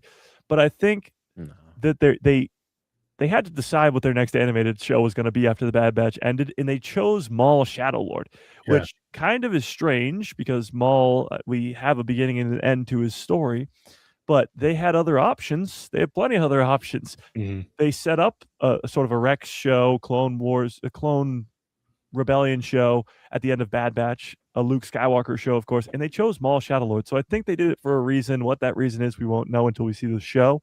But I think unless it's for somebody else, if it's a Maul show for Maul himself, it'll be multiple seasons. But Yeah. if it's for somebody else to establish somebody else, then it's probably only going to be one. Right. I think And go ahead. go ahead. Garrett. I was going to say, April said Andor's 2. Andor was designed to be 2 seasons from Yeah. day one. Like, it was never supposed to be 1. It was never supposed to be 3. 2 seasons of Andor was what it was supposed to be. For me, like, Maul, if it, to me, it can't feel any less than 3 because, again, listening to Sam's interviews, they've already shot 2. I already know it. Like, you know, I've listened to some other panels that I've been at, and like 2 have been done. And that means like they're very strategic with things, with numbers, especially. If nothing else has been 2 seasons, it'll be 3. And like, that's my number. For me, it's 3. I hope for 4, but 3 seems to be the hot number with animated series. The only thing running in my mind about it is if they're trying to, I think whatever we get for Maul is going to set the animation standard going forward. Like, I don't think, I think whatever Maul lays out is going to be similar to the way Tales has laid out Tales, right? Like, we're not going to get a Tales that's 10 hours long. You know, we know that. And so I think the new standard would be closer for whatever Maul is, and also what Bad Batch was, which is a 3-season buildable thing. But speaking of Sam Witwer, question number 2. Again, these are going to get progressively. This one's still a softball. When you picture Maul, and when you think of, we all love Maul, right? Yeah. Do you hold on? Wait. Oh, there he is. Yep. I stole this from Reddit, and I don't know who the original poster was, but shout out Reddit. It's you now. Do you prefer quiet, predatory hunter Maul from the Phantom Menace, or eloquent, talkative Maul from animation? The more, the better. If you have Sam Witwer talking, it's so much better. I do like Maul in the Phantom Menace, but when he comes back to life, or I guess, you know, he's a psychopath. Like, he's crazy, and that makes him talk a lot more. And I love that. Like, it's the best. I like my Maul in Lockdown. Like, Lockdown was prime Maul for me. Yeah, his speech in season 7 of Clone Wars is just the perfect Maul. That's right where we want him. Obviously, he goes even more crazy by the end of it in Rebels, but yeah, definitely more talkative Maul. Yeah, my thing with Lockdown, like, if you haven't read the Lockdown book, it's fantastic of how Palpatine placed him in a prison, basically, and how he was designed to do what he did and manipulate in the shadows. Again, Shadow Lord. I kind of feel like if you haven't read that book, you're gonna love Shadow Lord, but you're not gonna understand exactly where they're going with it as much as like what the 4 of us do. So go read it. Yeah. Because it's important of like how manipulative he was and treacherous he was, and also methodical. It made him very smart in that, where we didn't get to see that anywhere else, really. Well, we saw it in Rebels for sure, but like it was, to me, it was like very smart in a very short amount of time. Yeah. I like both. I love both. I really do like the sneaky, less talkative Maul in the Phantom Menace. But again, as time goes on and his character gets built up, I would be pissed off and start to turn psycho too if I'm chopped in half and then have spider legs and then try to figure out find my arch nemesis and kill him, and then he ends up pretty much killing me again. So I think it's just I don't know. I like both. I think Sam does a fantastic job. I'm not taking anything away from Sam. I'm so excited about this Maul series. I think it's going to be great. It's interesting to see the progression, I guess, from the Phantom Menace through the Clone Wars to Solo as well, where he's just sitting there, and just says a few words still, and has her come to Dathomir. I love the whole I guess gambit of his character, but I'm a little partial to the Phantom Menace again, because I think obviously older than you guys when it came out, and he was just so we didn't know anything about him. He was so suspicious. He became such a huge character with just a little bit that was on screen, like Boba Fett. Boba Fett had this much, and he's such a huge character now. I mean, they got Mandalorian and everything else that's going on with that type of character, that civilization, I guess you could call it.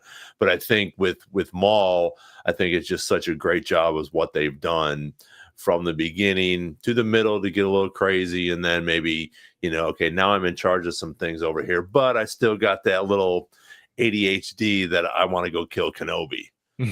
So and Sam Witwer's vocals on this, his voice acting on this is just phenomenal, I think, and you see that especially in that I forget what season it is, but when we actually get him back again, when he comes back and he has the spider legs and he is just a freaking whack job.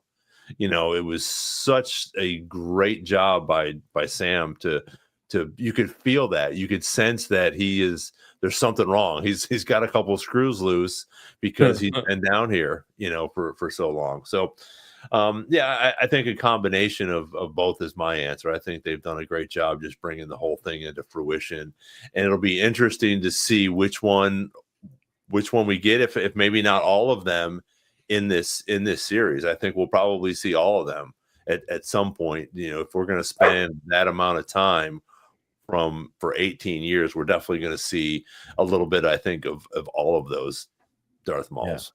Jedi Jarva made a great point. I'm so hyped. Can't wait to see the first trailer. How many trailers do you think we're going to get? I think we'll get one. Yeah, I'd say one main trailer, and then like just the sort of mini 30-second ones that we get leading up to it. I don't even know if we'll get that. I think we'll get one because it's animated, but like that's so hyped. That's what they've been doing though. With the Bad Batch and with the Tales stuff, they pretty much do one big trailer probably a month or two out, and then probably the 2 weeks leading up, they just drop these mini little only on Instagram and TikTok type things. It's pretty much the same. It's pretty much the same thing. They've just switched them around, or they're the same angle, teams, So I think, I think you're right. I think it will be just one big, because again, if we're coming out in March, they drop something in January, you're not going to drop a whole bunch of other trailers in February. You're going to drop a couple of these little 15 or 30-second things on TikTok or Instagram, to get us, a little bit more hyped. And then bam, we're going to get the show. Yeah.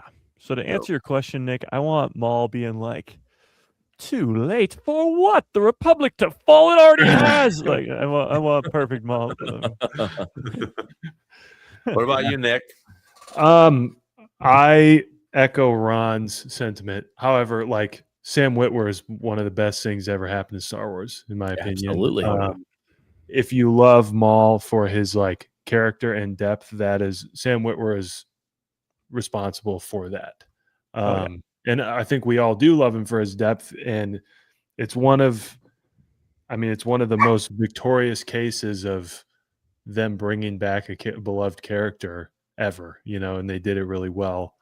So I love Sam Witwer.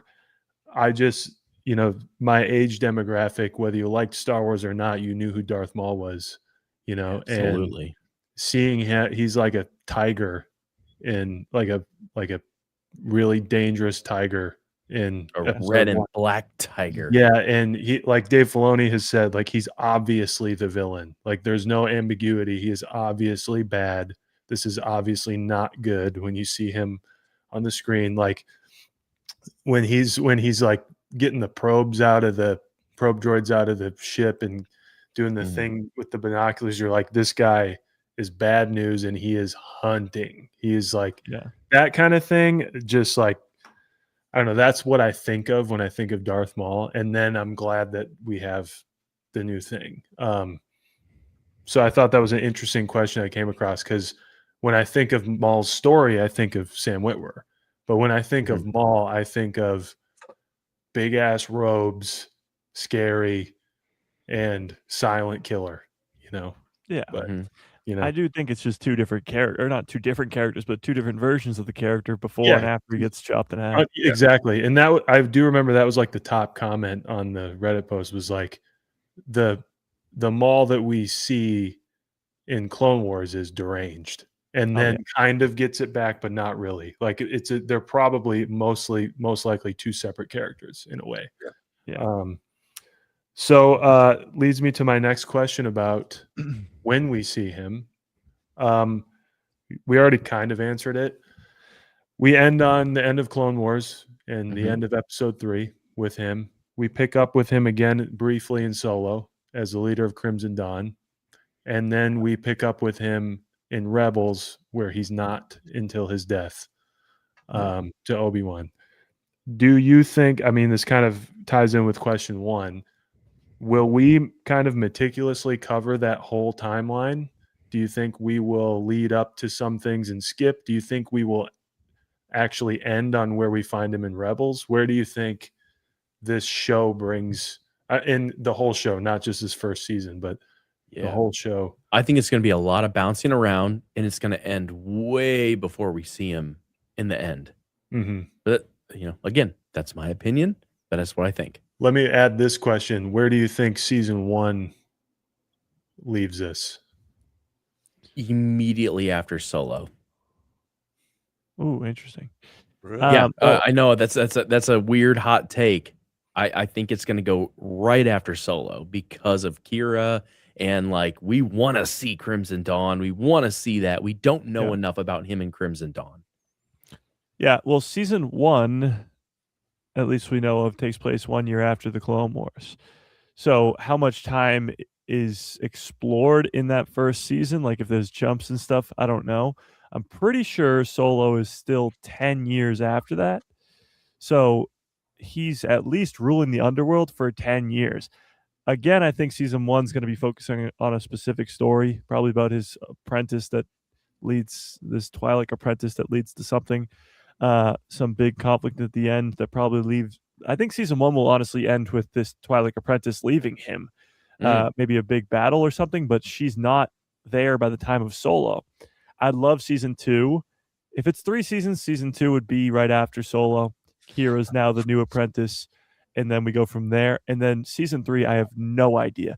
But whatever happens, he has to lose everything, and then all of it has to come crumbling down, and his last-ditch effort is to go to Malachor 5 to find this secret weapon to take down the Emperor. Like, he full-on loses it. Everything he built is gone type deal. And, I mean, how he gets stranded, maybe he gets shot down on Malachor 5. Like, I don't know how, but I certainly hope that it answers all the questions about why he's there and how he got there and all that stuff, and why the Inquisitors are so scared of him and why he's so scared of Vader. Like, all that definitely needs to be explored. Well, I think Mike is on the right track. The only reason I say that it would start where it starts is because then they can add in the graphic novels and comic books a little bit more, which they love to do. Now, I honestly, I think Mike is probably closer to what it's going, obviously, because that's what we know. I just personally would love to see it pick up right at Solo and have a little bit more of the graphic novel and stuff happening then. But I think I'm with everybody in the chat that Nick, amazing question.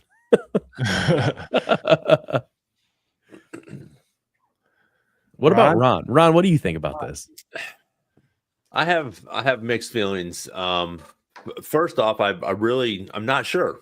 I think they're going to surprise us with some things. I think it's going to be amazing. I'm going to lean a little bit with Mike on this. I think we're going to see, you know, a little bit coming out right after, you know, the movie. But honestly, I think we're in for a cool surprise. I think we're in for, you know, like you said, Mike, with Talon, getting some sort of this first season, you know, maybe getting an apprentice, seeing how that works out or doesn't work out, and then, you know, and then start to build on the story a little bit more. But I also think it's going to be interesting to see how many, you know, are we going to get 12 or are we going to get 16 episodes? Or are we going to get 22 episodes? You know, right now it's sort of consistently, it's looking like, you know, maybe 12 to 15 for the most part. But again, I think if we keep going longer and we do 22, you know, we could dive into a little bit more, or if they go shorter, then obviously we're not going to dive in as much. But I think we could definitely deal with that first year of him having an apprentice, because I think that would bring in some people that would be like, oh, this is going to be a cool story. Darth Maul has an apprentice. I want to see how this turns out. You know, because again, you know him as this either silent assassin or this whack job, and now we got to figure out which one are we going to get, because I feel like when he becomes that whack job, mentally not as verbal, or he's more verbal, but I think him and Palpatine are mentally in the same. I mean, they're both just wicked evil people, and I think Maul's like that. Like Mike has said before with Thrawn. Thrawn's just more of the strategist. He's just wanting peace, or he's wanting to help his people, you know, and if he's got to kill a few people to do that, then he will.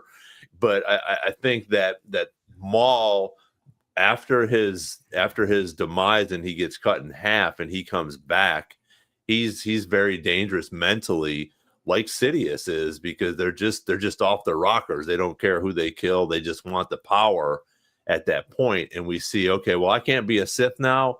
Well, F that. I'm gonna rule the underworld, because who's gonna challenge him in the underworld? Nobody does.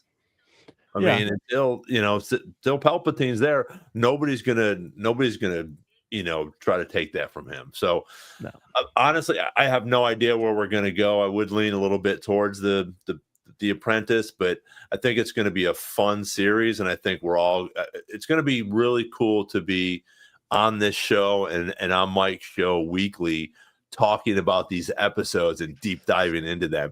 And that's why I'm so excited. I know, you know, I'm excited about everything next year, but because Maul is first, and that's what I said last week, I'm super excited for this to come out, because I just want to see some of this new content. And he is a big character, a favorite character of mine. And as you said that, like, you're talking 1 year after Order 66, it's kind of a time period that's not unexplored. Solo is 10 years later. Kenobi is 10 years later. Cal Kestis is 5 years later, the first Jedi game at least. So this is a pretty untouched time period, and what the underworld looks like there, but also what the Empire looks like. Inquisitors shouldn't really be getting rolled out yet. Or maybe they're just getting rolled out, and we know that he's going to fight Marok in season 1 at least. So, is Vader rolled out yet? Like, doesn't Palpatine keep Vader a secret for a while? Like, all these things are going to be really cool to see just in that time period of the galaxy. Excellent answers. Yeah, I want to touch on that real quick. I think. Maybe I'm wrong, but I know you're reading Master of Evil, but I don't think Palpatine keeps him, you know, too close for too long, because he's out doing, and maybe not even Palpatine. I mean, he's out on his own pretty much on this. Not to spoil anything, but in the novel he is. But you know, what year is that? That's sort of my question. That's what the Master of Evil. Yeah, and that's pretty much quick. right after. Yeah, it's quick, because I'm 3/4 the way through the audiobook. Yeah, I think it's like right after. He unleashes him he unleashes him pretty shortly after, and has him openly murder all of the officers he doesn't like in front of all the rest of the officers, and says an order from him is an order from me. Yep. Which happens in a comic, not Master of Evil. So that's yeah. But Yeah. All right. What's the next one? All right. This is the These are most good. dense. This is the most dense one. So I'm gonna get some more gum here for a second. Oh boy, here we go. This was what sparked the questions, and I forgot to bring it up last time. Yee. So I made an observation, and I'm sure somewhere on the internet, someone has probably talked about it. Maybe even Mike on your show. I apologize. I'm not trying to steal this from anybody. I just so everyone knows, I drive a van all day for my job, so like I think about these things. But I made I had an observation. So one observation that we have made on this show, and I'm going to position ourselves here, This is what you told us not to look at. Oh, Yeah. oh boy. is what you guys have already touched on, that there is presumably a student in the making, very similar to Darth Talon, which is an expanded universe character. In this leaked trailer that we've all seen, there's a young Twi'lek person, female, right? Yeah. Young Twi'lek female, who we're presuming is a student, sort of master apprentice relationship for Maul, to like further develop his character in a way we haven't seen it before. That's kind of where we think it's going, right? Yeah. Exhibit B, Maul's first Jedi kill is a Twi'lek Padawan Jedi. Huh. In this comic, Jacob helped me out here, but what happens is Maul, it goes, trying to kill his first Jedi, gets into a little bit of a situation where him and this is a Padawan, by the way, him and this young Padawan get into a bind and have to help each other get out. And then they fight. And in the middle of this whole thing, Maul gets pretty conflicted because he starts to respect her a little bit. And in his mind, he hates him. He hates the Jedi, everything. And he's horrified that he has any reverence for this person. And because he's horrified of his respect for her, he almost loses. And so then he kind of digs deep and he kills her. It's his first Jedi he's ever killed. He feels totally fulfilled, right? But he's conflicted about it. Yeah.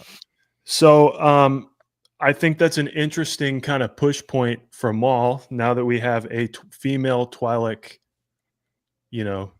prospective student that might ring alarm bells for him briefly.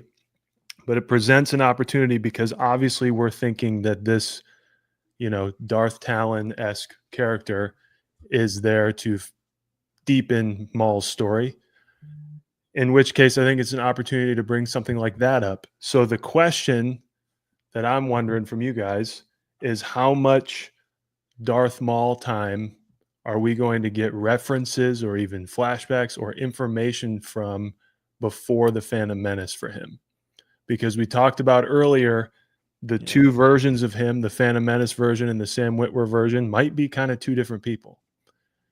But we don't really have a whole lot of codified information other than these kinds of comics. We have Lockdown. We have these Legends novels and comics that give a lot of information but are not made canon yet. It's a good opportunity to sort of like codify whatever Maul's story is. So I guess the question is, what is the likelihood that we get some prequel trilogy Maul information or references or, things? Yeah, I mean, I don't think it'll be flashbacks, but information definitely. I mean, you'll get a lot of, especially his training with Palpatine, because even in Clone Wars 7, he's trying to get Ahsoka to join him because he knows Palpatine's plan. So now in the aftermath of that, what does he think of Palpatine and his former master? And there's that time period between season 5 and 7 where he's being tortured by Palpatine on the regular, and it's not until the Mandalorians come and save him. But I think you'll get more reference to his relationship with Palpatine. I don't know about like his missions before or anything of that sort. I mean, I'd love it, but maybe just slight references here or there. Like, for example, in Rebels, when Kanan is just sort of mentioning his time with the Jedi or what happened and all that, like stuff like that, but nothing too specific. I don't think. I don't think he'd bring up the fact that his first Jedi kill was a Twi'lek. Maybe, but I don't know. Derek? I don't even know. Like, honestly, I'm just kind of like, I feel like we're going to be so much later in the timeline where it's like, I don't know. I don't think we're going to see it. Yeah, I don't really know if his past matters that much to him anymore, type deal too. Right. That's kind of where I'm at with it. I think it's awesome. I mean, I'll take any Maul content I can get. And I think it's an interesting concept, but I just think they're going to push it later in the timeline of seeing him way more like sinister and methodical versus as emotional.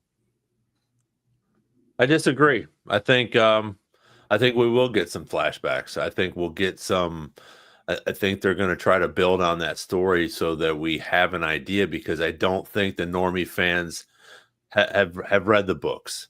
They know that he got cut in half. They want to know what's going on. Why did he survive? How did he survive that? And that, I think, honestly, I think that's Palpatine's training. Do you think the show is for the normie fans? No. That's a good question. I've been thinking about that more and more, and I'm like, I think they know that the normie fans might watch it, but like, look at shows like this where this is where they're getting their money's worth. I don't think this is for the normie fans. I really don't. I don't think so either. I think, I would agree with that, but I also think that they're going to do a good enough job, and they're going to have to answer questions that some of the normie fans want to know. So that's why I think we're going to get flashbacks. We're going to get some of his training with Palpatine, I think, which again, for us, I think would be mind blowing. I would love to see him train with Palpatine. Do you think we'll get Ian as a voice in that, or what do you think? Do I think what? I'm sorry. We'll get Ian McDiarmid on that, or I don't think we will. I don't know. I mean, he might. Does he act? Is he the voice actor for the sometimes? Yeah. So he was. Sam Witwer also does a very good Palpatine. Okay. Yeah. So again, Sam's incredible. I mean, you could have. So now you only got to pay one guy, to do both voices. So I think we could get. I don't think we would get him. Maybe that would be really cool for fans like us. But I think you're better off, and I think the more likely probability is going to be Sam or somebody else doing his voice. But I think that for the normie fans, which maybe this is not for, but the normie ones that are going to watch it are going to want to watch. We're going to want to know some of these answers, and I think we're going to get some flashbacks to even the I don't even what's the time frame that he's down there in that pile of junk before he gets when he gets his spider legs. Mm-hmm. I think we're going to see we'll see some of that as well. I don't think it's going to be whole episodes on it or anything like that, but I think that we're going to definitely get some information and some cool flashbacks, because I think that's going to be I forget what we call it, but for the fans, for people like us, they're going to throw that, because I don't know. I freak out if I see or when I see some old stuff of a younger Palpatine teaching Maul or just doing something like that, torturing him. Not even teaching, just whatever it is. Because again, that's why I think that's a big reason why he survived, because of Palpatine's teachings and torturing and all that shit. He survived, and he got a little mental, but he's still around, and I think we're going to want to see that, and I think other people will want to see that, and I think it will relate to his training as an apprentice as well, because if he's a training and apprentice, he's going to look back on some of his training, I think. Yeah, that's a good point too. You also got to bring up that when Maul was being trained by Palpatine, Plagueis was still alive. Oh, I mean, I doubt we'll see him, but it would be great. That would be at least a mention. A mention. Yeah. Oh, Nick. Yeah, I'm with Ron. I don't know if flashbacks are going to happen. I'm kind of one way or the other about flashbacks. I think references are almost a guarantee for a few reasons. One is because of the, if it turns out that we're correct and that most of the people like us are correct, this is like a pseudo Darth Talon character that he is going to have under his wing, but in some degree. And I think that his past and his training and his understanding of the Force and his understanding of the universe will come out, and we already know it, but he's an ensemble character when we have heard it from him. He is now the character. He's going to have a lot more time on the screen than we're used to him having, and he ended up getting quite a bit as the Clone Wars progress and as Rebels progress. So I would say I would agree with you, Mike, and you, Derek, if he was like a character in some other show. But we're going to have all this time, presumably. I mean, the show's named after him. I think we're going to get a little deeper into his character than we already are, which I feel like we've gotten pretty deep on a character that barely spoke in the movie. And I don't know if it's going to be training. I don't know if it's going to be his philosophy. I think in between him accomplishing things and setting himself up for where we see him in Solo and Rebels, I think we'll get this sort of personal thing where we'll know what he's dealing with and where he's coming from, especially if he's training somebody. I also think that we've mentioned that sometimes these animated shows tee up something that's coming in live action. And I think one of the things they're teeing up with Maul Shadow Lord is Dathomir for when we go to Ahsoka. Yeah, I mean, I think that 100%. Almost a guarantee. And I think that's one of the things. And I think with that will come even more context to what Dathomir means to him, what it is, where it's at that time. And then if you're going to factor in his past, like this would be an opportunity to sort of unite the legends and canon versions of how he was taken, and sort of codify whatever this deal was between Darth Sidious and Mother Talzin, and this kind of thing that's been up in the air for a while. I think it definitely informs Maul's rage all the time. His training with Palpatine definitely informs his rage, and now his rivalry with him. So do I think the whole show will be about Maul's past? No. But I think it'll be a big deal for what happens with this Twi'lek person and what he's doing, how he organizes a crime syndicate. I think it's more likely we get his past considering the show's named after him. But and then Dathomir for sure. I agree with April in the comments. But we kind of answered my last one, which is your Christmas list for Maul Shadow Lord. A couple things you want. Just have it released. Have it released. Like, I don't care. Just give it to us. Like, I want it so bad. Yeah. Just do what you're gonna do with it, and just let me love it. The big things would be Talon and explaining how he ends up on Malachor 5, because I just want to see him hit a breaking point where like he thinks that he's the only one who can take down Palpatine. Like that's the goal, and that's why he goes there to find this weapon. And I'd love to see him like maybe have a premonition of the future or something, because like he's almost expecting Ezra when he gets there. So something like that would be really cool.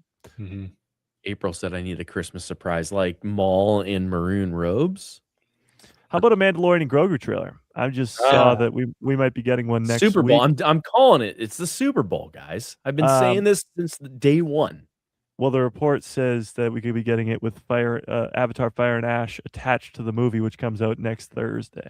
I don't know. Might have to go just watch that for the reviews, because then I'll walk out on Avatar. Sorry. Hey, you watch your mouth. So supposedly, watch your mouth. What I'm seeing here is that it's a full trailer with new scenes, and it's not the same trailer that was released with Zootopia 2. Okay. Say no. That would be awesome. I'd love That'd it, be great. but I'm going to say no. Yeah. I'm gonna trailer, go ahead. No, the trailer we got for Zootopia 2 was just a combination of the one from Celebration and the one that we already got. Right. So no like new scenes, but yeah. To sort of answer that last question, I'm sort of with Mike on that. I'd love to see some Talon stuff. Again, just how he got to Malachor 5 and why, and what he thought was gonna happen with that. I'm hoping that we do get to see some of this crime syndicate stuff. I think that'll be fun. Just to see who's gonna push up against him. He's a badass. Yeah. There's no other, or as far as we know, there's probably going to be no other force wielders or Jedi or anything like that. So I think it'll be cool as he goes to run this crime syndicate and see what's going on. So that's and I agree with Derek too. It's like, just give it to me. Just give it to us already. We know it's coming. It's exciting. And all this stuff for next year is as well. So, yep. I'll say 3 people I want to see in the show are Cad Bane, Asajj Ventress, and Stinky the Hutt. Kira, come on, Kira. No. Stinky the Hutt, because he's only in the Clone Wars movie, and now he's going to be in the Mandalorian and Grogu movie as like this giant jacked gladiator. I want to see it in between, and that's perfect for the underworld. Yeah, I mean, we're gonna see a Hutts. Yeah, I'm not saying no. I just want to see Kira too. Oh, and Kira, sure. Number 4. Thank you. Yeah, not having Stinky. Well, you'll definitely with season 1 you won't have Kira, but season 1 you'll have Dryden Voss, which is a very cool character that you'll get more of him. Yeah. So you think? No. It's going to be interesting. What if I just caught a neon green ball?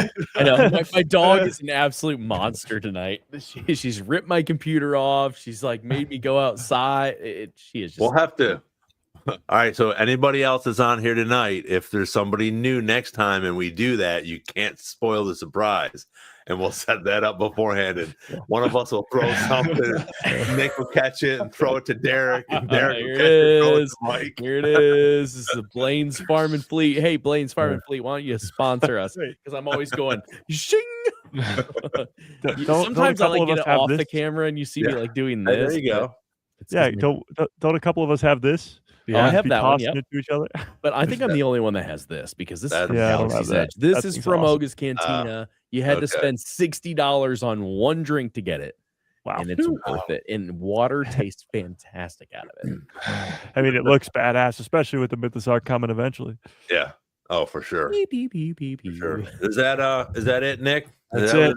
That was pretty cool. I appreciate that. Was fun. That was a fun and I think informative, and obviously everybody in the chat enjoyed it as well. And I want to thank you guys for hanging out with us. I mean, we're over 2 hours, and it went by fast, And I know we got off on a couple of different tangents, and there's some, like Mike, I'm sure you'll talk about that tomorrow, the possible trailer and all this other new stuff that's coming out. So again, if you guys haven't already, make sure you check Mike's A Guy Who Loves Star Wars podcast out Thursdays, Saturdays, and Tuesdays. Always a good time, and he's always got the goods for all the new stuff coming out. I do want to leave on this note, and I'm gonna make this prediction because I'm in the middle of watching a couple different things at this point, and we can talk about it next week or whenever. But because I'm still watching some of the movie or the gaming stuff, I'm predicting Marin and Cal Kestis in Ahsoka season 2. I've been saying this for a long time. Come on, man. Don't take my thunder. It's happening. I think after we see Mandalorian and Grogu, I think because of the Dathomir stuff that I've seeing and watching, and I know you guys have all played the games and all that stuff, but I think that we're going to get a little bit of that, and we can discuss it. And because again, I know, but it's 10 o'clock here for me too, because I'm in Eastern with Mike tonight. You just had to But, do that yeah. with Alex Testis. I'm ready to go another hour, bro. Max says no way. But again, thank you guys so much. I mean, for you guys to hang out and talk with us, and I know Mike appreciates it too when you get on his podcast, just to sit here and pick our podcasts and engage with us for 2 hours and talk about things that we love about Star Wars and what George Lucas has brought to us. It means so much to me. I know it means so much to these other 3 guys as well. So again, thank you guys for hanging out for 2 hours and almost 10 minutes with us talking about Star Wars. Next Wednesday we will be here. Let Derek know if you want that shirt. We'll get Derek Darth Jar Jar, baby, to make you a Darth Jar Jar shirt. We will be back next Wednesday. Again, Mike is tomorrow and Saturday, and then I think just so you guys know for right now, I don't think because I think the Wednesday after that is Christmas Eve. Yeah. Yeah. So as much as I love you guys, and but I'll do it. I'll do it. Will... I'll get my family on there. It'll be horrible. All right. So we'll let you know about a Christmas Eve podcast. So until then, thank you guys again so much for everything. May the Force be with you, and we will see you on the next Star Wars Jedi Chat podcast. See you.